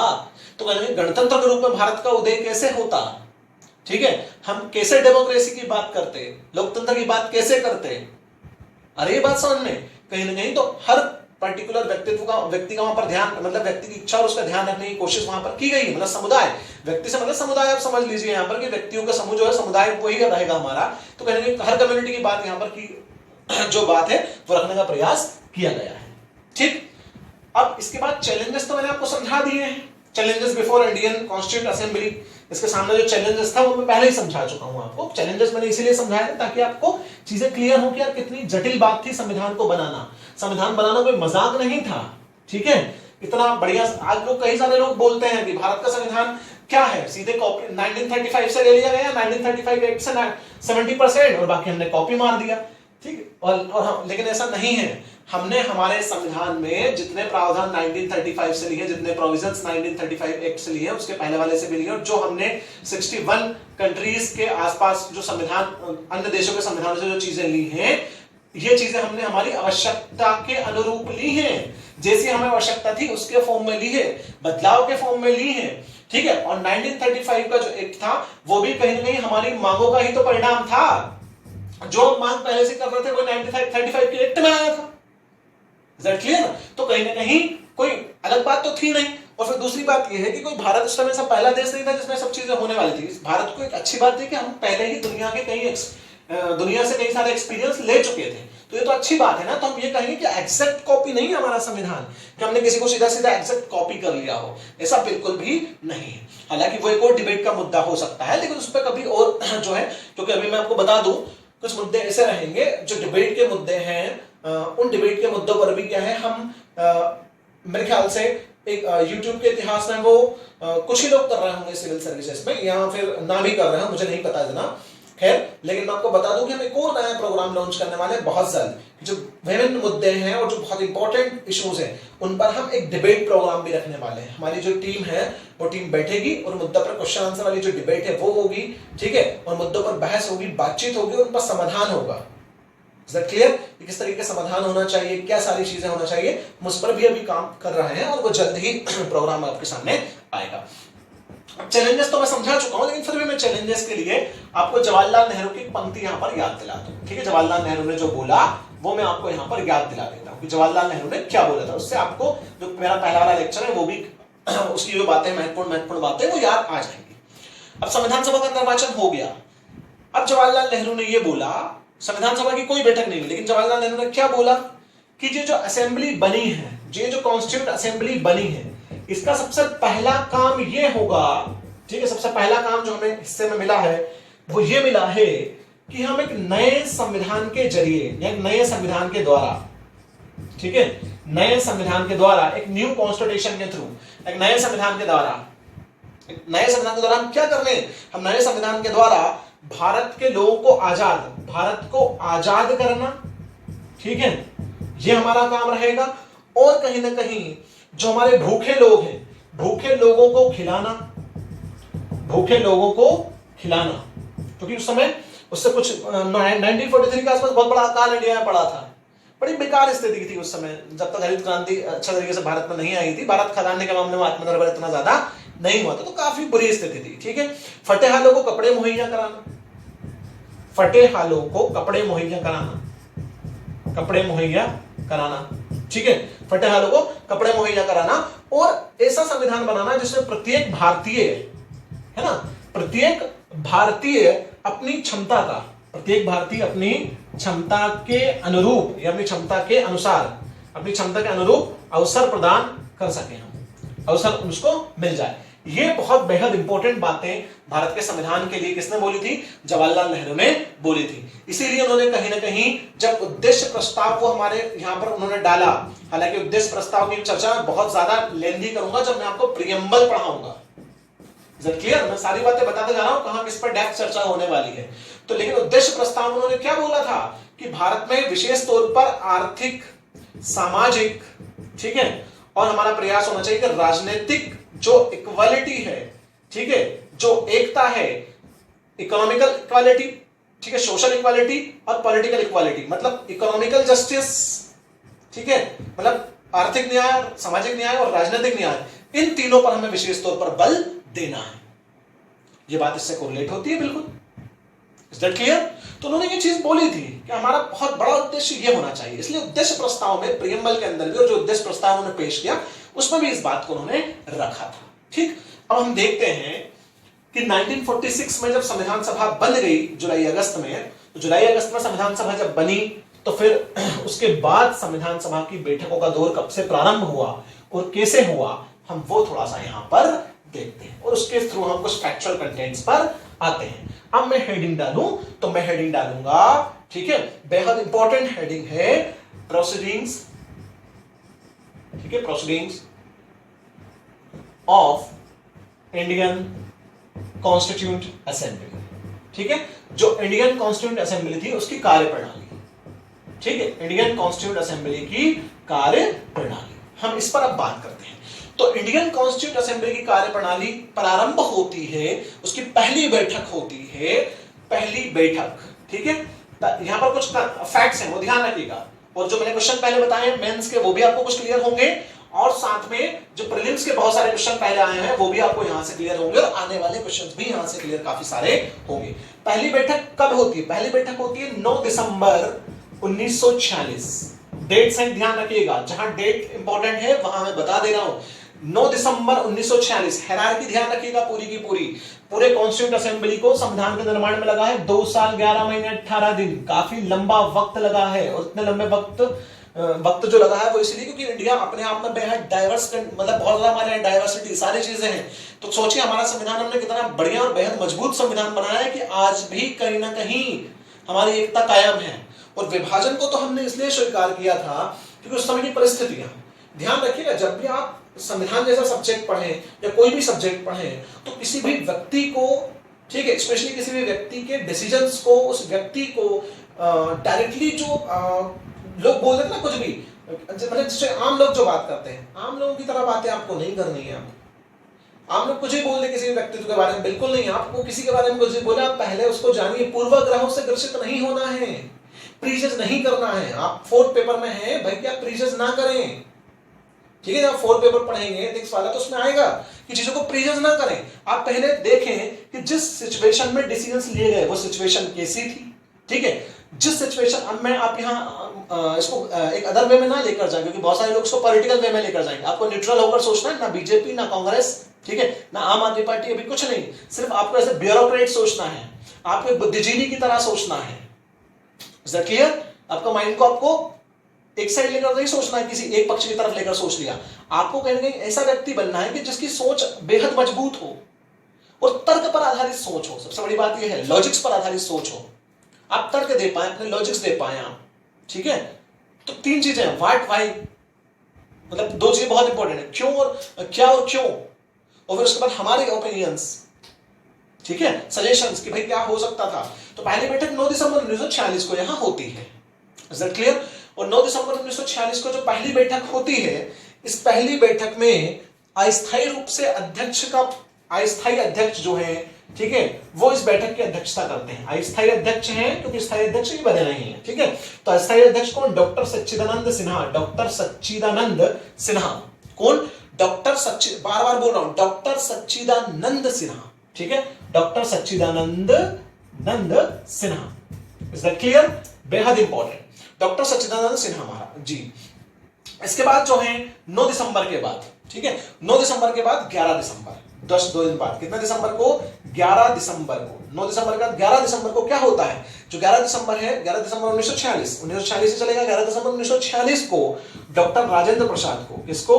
डॉक्टर राजेंद्र प्रसाद को भारतीय संविधान सभा का स्थायी अध्यक्ष नियुक्त कर लिया जाता है। किसको? डॉक्टर राजेंद्र प्रसाद को। कैसा अध्यक्ष? स्थायी अध्यक्ष सर्वसम्मति से बनाया जाता है। और ध्यान रहे, हमारी कॉन्स्टिट्यूंट असेंबली ने जितने भी मुद्दे संविधान पर सारे जो पारित हुए हैं, जितने ही मुद्दों पर बात हुई, वो सब बहस के माध्यम से बातें तो बढ़ी आगे, लेकिन हर मुद्दे पर सर्वसम्मति से ही डिस्कस हुआ है, ठीक है। सभी की राय और सभी की इच्छा से ही उस पर जो है कहीं ना कहीं फैसला हुआ है। तो डॉक्टर राजेंद्र प्रसाद स्थायी अध्यक्ष बन गए, फिर ये अध्यक्ष चलते रहे। इसके बाद इसके उपाध्यक्ष बने एससी मुखर्जी। ठीक है, एससी मुखर्जी कौन बने? उपाध्यक्ष बने। Is that clear? SC Mukherjee साहब, ठीक।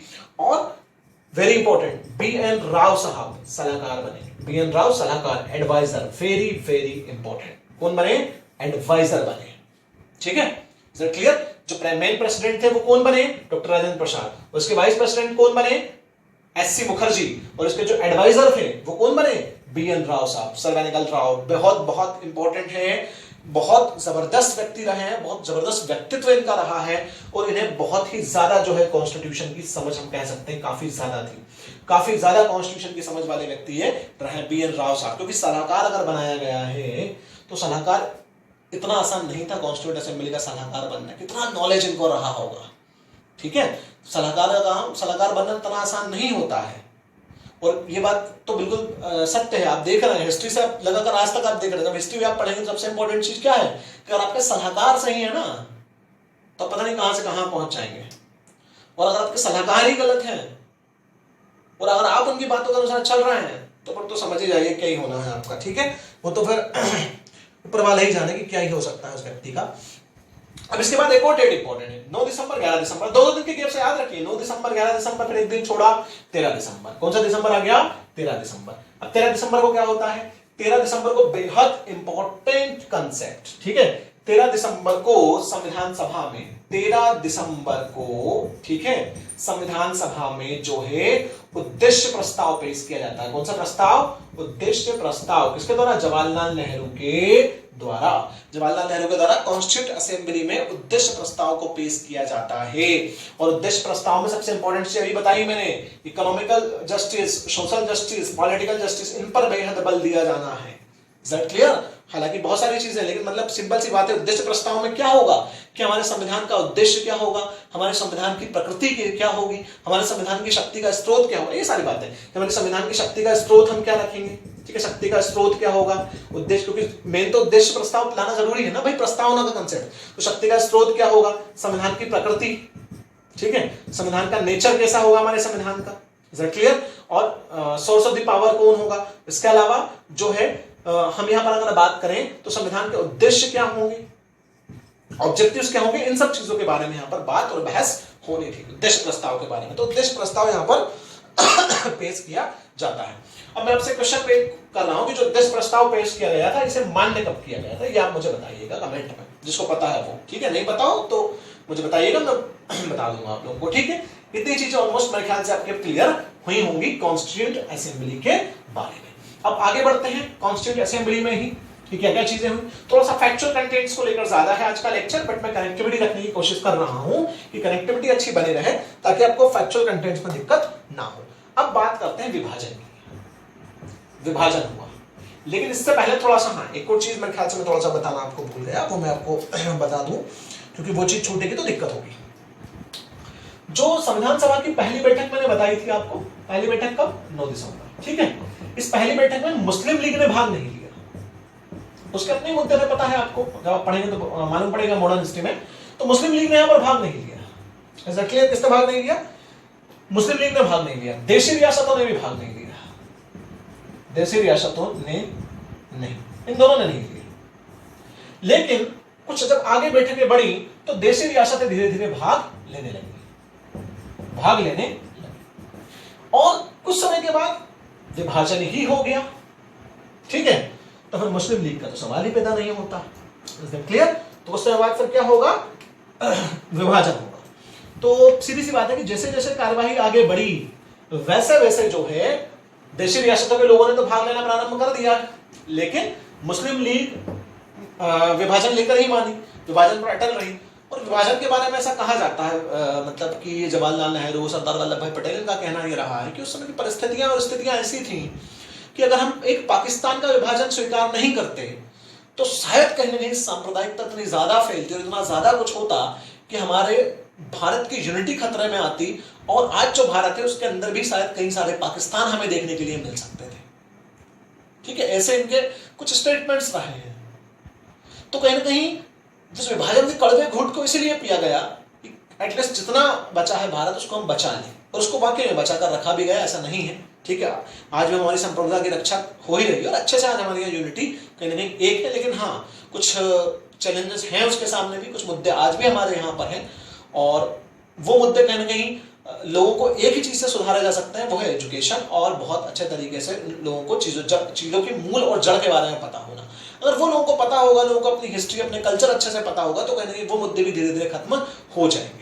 ठीक है, लेकिन कहीं ना कहीं आज भी वो मुद्दे हमारे सामने हैं, लेकिन फिर भी विभाजन का कड़वा घूंट पीकर हमने हमारी कंट्री की यूनिटी को कहीं ना कहीं बचाने का प्रयास उस समय किया। ठीक है, आप बोलेंगे कि विभाजन भी करवाया और यूनिटी को भी बचा कर रखने का प्रयास किया, ये कैसी बात है? तो मैंने आपको बताया कि इन लोगों का क्या मानना था। ठीक है, कि एक पाकिस्तान बने, मतलब कहीं पाकिस्तान की जगह एक पाकिस्तान बने, वो हम मंजूर कर ले तो ज्यादा बेहतर है। ठीक, अब क्या होता है कि विभाजन जब होता है, विभाजन के बाद फिर क्या होगा कि विभाजन के बाद में सबसे इंपॉर्टेंट जो बात होगी वो ये होगी कि फिर उसका स्वरूप, कॉन्स्टिट्यूएंट असेंबली का स्वरूप कैसा होगा। ठीक है, तो विभाजन के बाद क्या होगा, विभाजन के बाद कॉन्स्टिट्यूएंट असेंबली में कौन बचा? विभाजन के बाद कॉन्स्टिट्यूएंट असेंबली में बचा इंडियन नेशनल कांग्रेस ही देशी रियासतों, ठीक है, देशी रियासतों के प्रतिनिधि, मतलब रिप्रेजेंटेटिव्स ऑफ प्रिंसली स्टेट्स। ये तो हमारे पास बच ही गए, प्लस कुछ और लोग भारतीय हिस्से, ध्यान सुनिएगा, भारतीय हिस्से की मुस्लिम लीग के सदस्य, मुस्लिम लीग के सदस्य भी यहां पर बच गए इसमें। ठीक है, इज दैट क्लियर? बढ़िया आगे। लेकिन उसके बाद भी कॉन्स्टिट्यूएंट असेंबली में अभी तक हैदराबाद रियासत जो है, हैदराबाद रियासत जो है उसके लोग यहां पर शामिल नहीं हुए थे। आपको पता है इसके अलग एक कहानी है, तो काफी ज्यादा बात की चीजें हैं। ठीक है, लेकिन ये लोग फिर हमारे साथ थे, देशी रियासत तो थी, साथ में भारतीय हिस्से की मुस्लिम लीग के बचे हुए सदस्य भी उसमें शामिल हो गए थे। ठीक है, अब आप देखिए, बड़े अब आगे, अब इसके बाद हम बात करते हैं स्वतंत्रता की। ठीक है, ध्यान रहे, line by line hierarchy maintain करते हुए चलना। अब हम बात करते हैं स्वतंत्रता। अब आप देखिए कि स्वतंत्रता जब मिलेगी, जो स्वतंत्रता जब मिल रही है, 14 अगस्त को पाकिस्तान अलग पूरा होता है, और 15 अगस्त हाल ही में भी निकला है, उस पर भी जो गणतंत्र, भारत में गणतंत्र का उदय है कि नहीं, जो सारे मुद्दे हैं, इसलिए मैंने अभी जल्दी इन मुद्दों पर लेक्चर्स बनाए हैं ताकि आपको चीजें और अच्छे समझ में आए और आप और खोजने का चीजों को प्रयास भी करें। ठीक, तो स्वतंत्रता के बाद, अब स्वतंत्रता के बाद कॉन्स्टिट्यूएंट असेंबली जो है उसमें क्या चेंजेस आएंगे, उसमें क्या बदलाव आएंगे, हम वो भी थोड़ा सा देख लेते हैं। तो कहीं ना कहीं स्वतंत्रता के बाद कॉन्स्टिट्यूएंट असेंबली का कार्य जो था, इसका पहला कार्य उस समय पर क्या था, संविधान का निर्माण। उस समय कौन सा कार्य कर रही थी, संविधान का निर्माण कर रही थी। Is that clear? मतलब मेकिंग ऑफ द कॉन्स्टिट्यूशन कर रही थी, मेकिंग ऑफ द कॉन्स्टिट्यूशन, ये इसका काम था। लेकिन स्वतंत्रता के बाद क्या हुआ भाई? स्वतंत्रता के बाद तो सरकार भी चलानी है, स्वतंत्रता के बाद तो कानून भी बनाने हैं, स्वतंत्रता के बाद तो कहीं ना कहीं सारी चीजें चलनी में, क्योंकि इतनी जल्दी तो संविधान बन नहीं जाएगा और इतनी जल्दी तो देश में चुनाव होने नहीं जाएंगे ताकि सरकार किसी की बन जाए, तो फिर क्या होगा? ठीक है, तो स्वतंत्रता के बाद जो एक अधिनियम आया, भारतीय स्वतंत्रता अधिनियम 1947, भारतीय स्वतंत्रता अधिनियम 1947, ठीक है, 1947। Is that clear? India's Independence Act, ठीक है, या इंडिपेंडेंस एक्ट 1947। इसके तहत क्या हुआ इसने संविधान सभा के स्वरूप को बदला थोड़ा सा। इसने कॉन्स्टिट्यूंट असेंबली को कुछ अधिकार दे दिए, कुछ राइट्स दे दिए। क्या बात हुई उसमें, ये देखिए आप 3 चीजों में यहां पर बांट कर आपको समझाता हूं। ठीक है, पहली बात क्या है, पहली बात क्या है कि सारी चीजें इंक्लूड यहां पर हो जाएंगी। पहली बात क्या थी, फर्स्ट बात यहां पर ये इन्होंने रखी, जो संविधान सभा है, संविधान सभा को पूर्णतः संप्रभु, ठीक है, इज दैट क्लियर, पूर्णतः कैसा, संप्रभु निकाय बनाया गया जो स्वेच्छा से कोई भी संविधान बना सकती है। मतलब संविधान सभा पूर्णतः संप्रभु, ठीक है, मतलब कंप्लीट सॉवरेनिटी इसको मिल गई, कंप्लीट जो सॉवरेनिटी इसको मिल गई।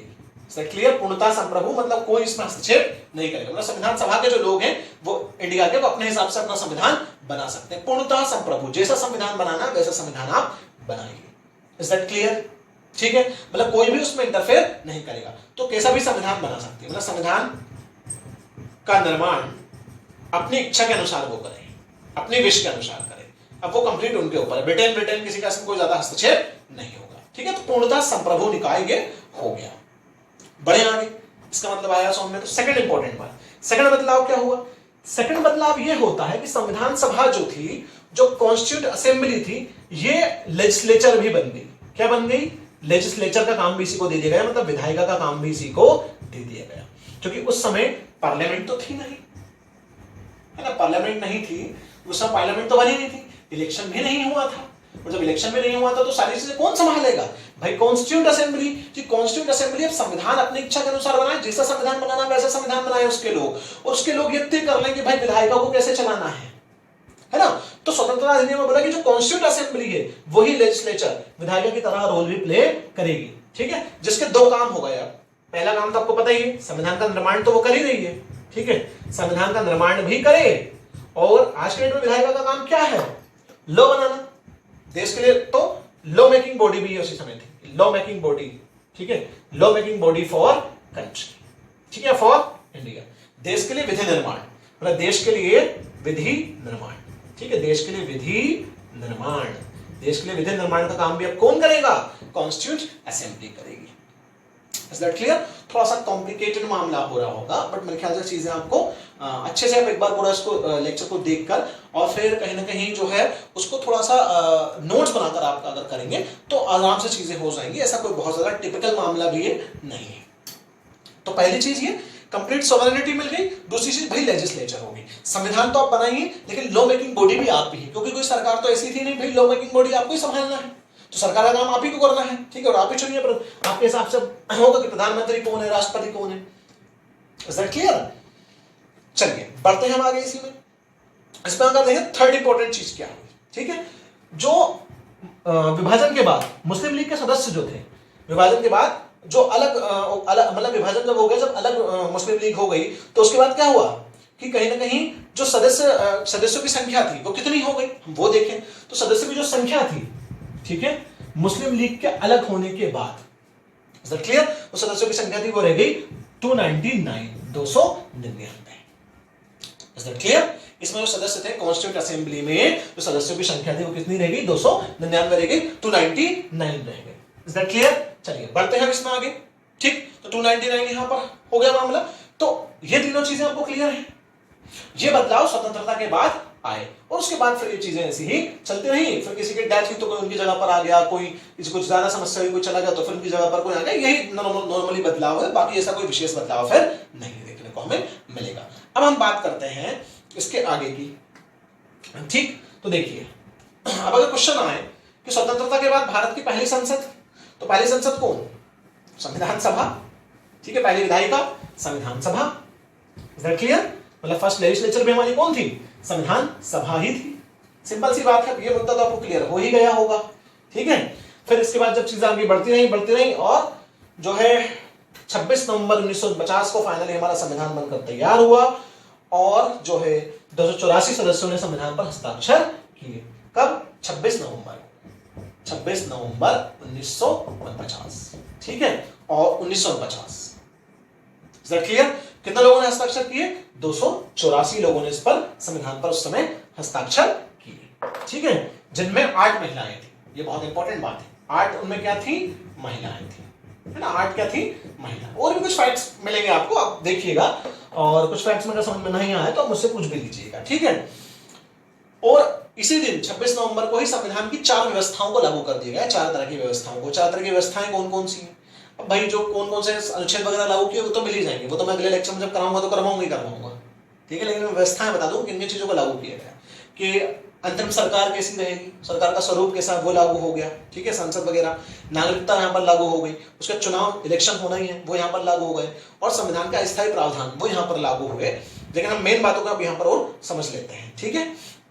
और जो बाकी का शेष संविधान था वो तो 26 जनवरी 1950 को ही लागू हुआ, आपको पता है। 2 वर्ष 11 माह 18 दिन लगे पूरा उसको बनने में, ठीक है। और फिर 26 जनवरी को हमारा संविधान फाइनली लागू हुआ, 26 जनवरी 1950 को। और इसी दिन लागू क्यों हुआ था? क्योंकि इसी दिन पूर्ण स्वराज दिवस मनाया गया था लाहौर में। पूर्ण स्वराज दिवस लाहौर में मनाया गया था 1930 में। कब? 26 जनवरी 1930 को। इसलिए हमने ऐतिहासिक दिन था तो हमने इसी को जो है भारतीय गणतंत्र के रूप में होने के लिए शामिल कर लिया, चुन लिया। अब 26 नवंबर एक विशेष दिन भी है, इस दिन हम संविधान दिवस मनाते हैं। कौन सा दिवस मनाते हैं? संविधान दिवस, ठीक है। कॉन्स्टिट्यूशनल जो डे है वो हमारा इसी दिन होता है, संविधान दिवस, ठीक है, 26 नवंबर को। ओके। और ये कब से सेलिब्रेट करना स्टार्ट किया है? 2015 से। 2015 से क्यों?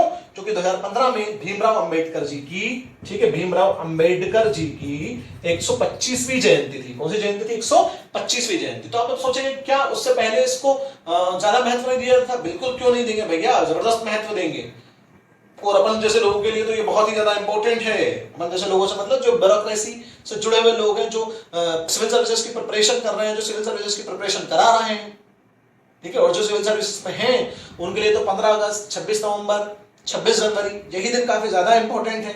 सारे त्योहारों से बढ़कर यही त्योहार सबसे ज्यादा बड़े त्योहार है, ठीक है। 2015 में हुआ। इसके पहले इसको क्या, इसके पहले इसको विधि दिवस के रूप में मनाते थे, विधि दिवस, ठीक है, विधि दिवस के रूप में मनाया जाता था। Is that clear? चलिए आगे बढ़ते हैं इसी में कुछ और चीजों को लेकर। अब देखिए आप एक सबसे लास्ट एक इंपॉर्टेंट बात, कि अब जो है यहां पर अगर हम बात करेंगे तो कौन कौन सी कमिटीज यहां पर बनी है, कितनी कमेटी बनी, कौन कौन सी कमिटीज यहां पर बनी, उनका काम क्या था, हम थोड़ा सा वो भी यहां पर अब देखने की कोशिश कर रहे हैं। चलिए आगे मैं बात को बढ़ाऊं उससे पहले मैं आपको बता दूं कि विभिन्न समितियां बनी, और समितियां क्यों बनी। अब संविधान जब निर्माण हो रहा था, संविधान निर्माण के समय विभिन्न समितियां बना दी। तो विभिन्न समितियां क्यों बना दी? ठीक है, वेरियस कम्युनिटीज बनाई गई, वेरियस जो है कमिटीज बना दी। क्यों बना दी वेरियस कमिटीज? बताइए। वेरियस कमिटी क्यों? क्योंकि भाई संविधान का काम कोई आसान काम तो था नहीं, तो इसलिए वेरियस कमेटी बना दी ताकि कार्य का बंटवारा हो जाए, कार्य थोड़ा सा बढ़ जाए, ठीक है, वर्क का डिवीजन हो जाए, तो कहीं ना कहीं थोड़ा लेबर कम हो जाएगा इसका इनका, ठीक है। और जो है जितने भी इश्यूज हैं उन सारे इश्यूज पर जो है कहीं ना कहीं गंभीरता से सीरियसली जो है विचार हो जाए, गंभीरता से सोच लिया जाए, ठीक है, सीरियस तरीके से सोच लिया जाए, इसलिए जो समितियां बनाई। लेकिन इन समितियों में सबसे निर्णायक भूमिका, सबसे जो इंपॉर्टेंट रोल है, ठीक है, जो मेजर इंपॉर्टेंट रोल है, सबसे जो इंपॉर्टेंट रोल है, ठीक है, वो इंपॉर्टेंट रोल प्ले किया था ड्राफ्टिंग कमेटी ने। ड्राफ्टिंग कमेटी इसने बहुत इंपॉर्टेंट रोल प्ले किया था, क्योंकि इसका काम क्या था? संविधान का ड्राफ्ट तैयार करना। Is that clear? ठीक है, चलिए आगे बढ़ते हैं हम। और इसका नेतृत्व किसने किया था? डॉक्टर भीमराव अंबेडकर जी ने, ड्राफ्टिंग कमेटी का, ठीक है। और संविधान के सलाहकार कौन थे? BN राव। ये तो आपको जनरली पता ही है। अब कमेटीज कौन कौन सी थी, थोड़ा सा वो मैं आपको बता देता हूं कि कौन कौन सी कमेटीज रही हैं, ताकि आपको चीजें थोड़ी सी ध्यान यहां पर रहे। तो अब हम हेडिंग डाल सकते हैं कि वेरियस कमिटीज मतलब कि जो कॉन्स्टिट्यूशन मेकिंग है, कॉन्स्टिट्यूशन मेकिंग कमिटीज। मैं आपको इसको थोड़ा सा अलग से डालकर बता दे रहा हूं। Constitutional making committees, constitution making committees, ठीक है। Is that clear? मतलब संविधान निर्माण समितियां। तो संविधान निर्माण समितियों में 7 समितियां बेहद ज्यादा इंपॉर्टेंट है। कितनी समितियां? 7 समितियां। सर मैं बता दे रहा हूं नाम। 7 समिति में सबसे ज्यादा पहला इंपॉर्टेंट नाम वही प्रारूप समिति, ड्राफ्टिंग कमेटी, बेहद इंपॉर्टेंट, प्रारूप समिति, ठीक है। प्रारूप समिति के बाद सेकंड नंबर पर कौन सी समिति रहेगी? मूल अधिकार, मूल अधिकार, ठीक है, फंडामेंटल राइट्स, मूल अधिकार एवं अल्पसंख्यक, माइनॉरिटी, अल्पसंख्यक समिति। Is that clear? ठीक, प्रारूप समिति के अध्यक्ष कौन थे? डॉक्टर अंबेडकर। ध्यान रहे, जो ड्राफ्टिंग कमेटी है, ड्राफ्टिंग कमेटी के चेयरमैन कौन है? डॉक्टर अंबेडकर। मूल अधिकार, फंडामेंटल राइट्स एंड जो माइनॉरिटी कमेटी है, ठीक है ना, इसके जो अध्यक्ष महोदय हैं, मतलब जो चेयरमैन है वो कौन है? सरदार वल्लभ भाई पटेल। ठीक है, सरदार वल्लभ भाई पटेल। सरदार वल्लभ भाई पटेल इससे रिलेटेड रहे हैं। ठीक, अब यहां से मैंने आपको क्वेश्चन बताया था, तो 6 नंबर में क्वेश्चन आया था यहां से। 6 नंबर में क्वेश्चन क्या था कि प्रारूप समिति के अध्यक्ष कौन थे और प्रारूप समिति का कार्य क्या था, और प्रारूप समिति के अन्य सदस्यों के भी नाम लिखिए। अन्य सदस्यों के भी नाम, तो अन्य सदस्यों के नाम भी है, तो अन्य सदस्य इसमें कौन कौन रहे हैं वो भी मैं अभी आपको बताऊंगा। ठीक है, पहले सारी कमेटी आपको बता दे रहा हूं। इसके बाद है संघ संविधान समिति, संघ संविधान समिति। ठीक है, जो यूनियन कॉन्स्टिट्यूशन कमेटी है, यूनियन कॉन्स्टिट्यूशन कमेटी, इसके अध्यक्ष कौन थे? इसके अध्यक्ष थे जवाहरलाल नेहरू। ठीक है, फोर्थ, 3 हो गई। फोर्थ की अगर हम बात करें तो फोर्थ है संघ शक्ति समिति, संघ शक्ति समिति। ठीक, जो यूनियन पावर कमेटी थी, यूनियन पावर जो कमेटी है, इसके जो अध्यक्ष है वो कौन है? तो इसके अध्यक्ष भी कौन थे? जवाहरलाल नेहरू। इन दोनों के, इज दैट क्लियर? नेक्स्ट है प्रांतीय संविधान समिति, है ना, कौन सी? प्रांतीय संविधान समिति, 5वीं प्रांतीय संविधान समिति। अब प्रांतीय संविधान समिति के अध्यक्ष बनाए गए थे कौन? यही सरदार वल्लभ भाई पटेल साहब। ठीक है, प्रांतीय संविधान समिति के, इज दैट क्लियर? प्रांतों का काम किसको सौंपा गया था? सरदार वल्लभ भाई पटेल को तो सौंपा गया था। जब आप एकीकरण पढ़ेंगे तो इन सब के कार्य पढ़ाऊंगा आपको, क्या कार्य थे, किसके अलग अलग क्या क्या चीजें थी, वो मैं बिल्कुल यहाँ पर पढ़ाने वाला हूँ अगले लेक्चर में। इनको काफी डेप्थ पढ़ाने वाला हूँ। ठीक है, या फिर जब भी इनकी चर्चाएं होंगी मैं तब पढ़ाऊंगा, लेकिन पढ़ाऊंगा जरूर इनके बारे में। ठीक है, नेक्स्ट है कार्य संचालन समिति। नेक्स्ट समिति कौन सी थी? कार्य संचालन समिति। Is that clear? तो कार्य संचालन समिति की बात करेंगे तो कार्य संचालन समिति के जो अध्यक्ष थे वो थे के.एम. मुंशी साहब। कौन? के.एम. मुंशी, कार्य संचालन समिति। और लास्ट देशी रियासत समझौता समिति, देशी रियासत समझौता समिति, देशी रियासत समझौता समिति। ठीक है, इसके अध्यक्ष थे Rajendra Prasad. Is that clear? बेहद इंपॉर्टेंट है, ध्यान रखिए। 7 समितियां, अध्यक्ष देख लेते हैं। सबसे पहले प्रारूप समिति के अध्यक्ष कौन? Doctor B R. अंबेडकर। मूल अधिकार एवं अल्पसंख्यक समिति के अध्यक्ष कौन? सरदार वल्लभ भाई पटेल। ठीक है, और यही बता देता हूं, प्रांतीय संविधान समिति के अध्यक्ष भी कौन है? सरदार वल्लभ भाई पटेल। चौथा, संघ संविधान समिति जवाहरलाल नेहरू, संघ शक्ति समिति जवाहरलाल नेहरू, कार्य संचालन समिति के मुंशी, और देशी रियासत एवं समझौता समिति डॉक्टर राजेंद्र प्रसाद।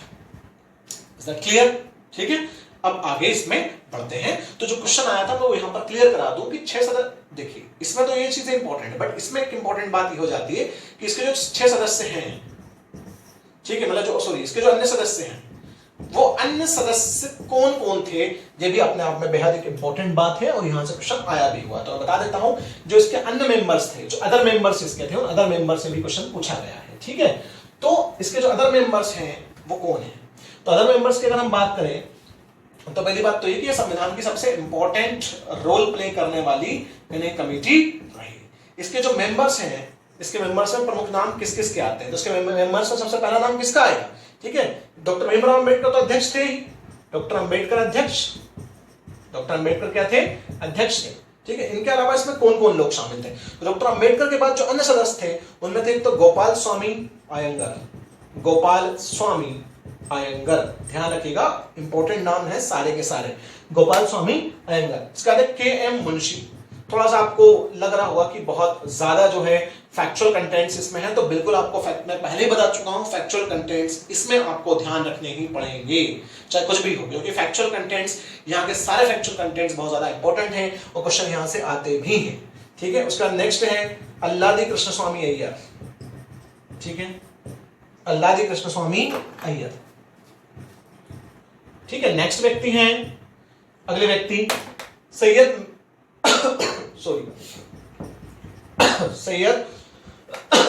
सैयद मोहम्मद सादुल्लाह, सैयद मोहम्मद सादुल्लाह।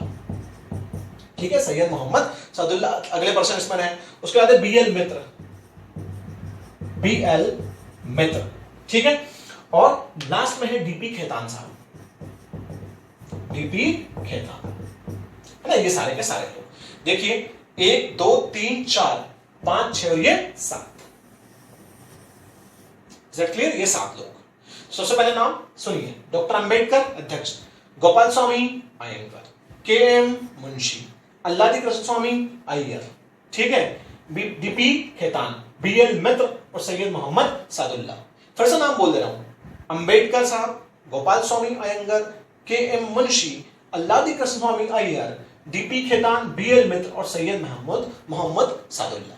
ये लोग इसके जो हैं मेंबर्स रहे थे। Is that clear? लेकिन कुछ और चीजें हैं कि बीएल मित्र जो थे, बीएल मित्र साहब की डेथ हो गई थी, ठीक है, तो इनकी मृत्यु के बाद या इनके जाने के बाद जो है इनके स्थान पर कौन आया था? तो एन माधवराव, एन माधवराव इनके स्थान पर कौन आया था? इनके स्थान पर एन माधवराव, ठीक है। और डीपी खेतान की आकस्मिक मृत्यु हुई, तो डीपी खेतान की आकस्मिक मृत्यु के बाद कौन आया?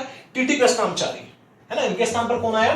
टीटी कृष्णामचारी, है ना, इनके स्थान पर कौन आया? T T Krishnamachari. Is that clear?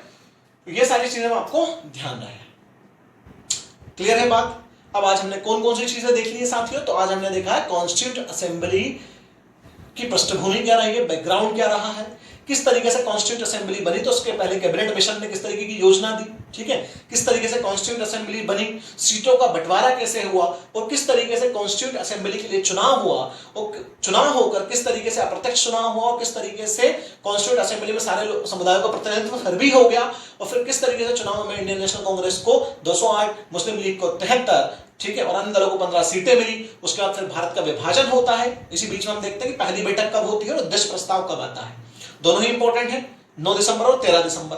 9 दिसंबर पहली बैठक, 13 दिसंबर उद्देश्य प्रस्ताव 1946, ठीक। 1947 में जब विभाजन हो जाता है तो विभाजन के बाद हमने देखा कि संविधान सभा का प्रारूप कैसे बदल जाता है, मतलब उसका जो वो जो निकाय है उसको अलग से अलग शक्तियां मिल जाती हैं कि संप्रभु आप हैं, आपको जैसा लगे वैसा संविधान आप बनाइए और आप संविधान निर्माण के साथ साथ विधि निर्माण जो है, कानून निर्माण जो है, उसका काम भी आप देखेंगे, मतलब एज ए लेजिस्लेचर आप काम करेंगे, क्योंकि देश में पार्लियामेंट तो है नहीं, तो आप ही पार्लियामेंट है और आप ही लेजिस्लेचर है।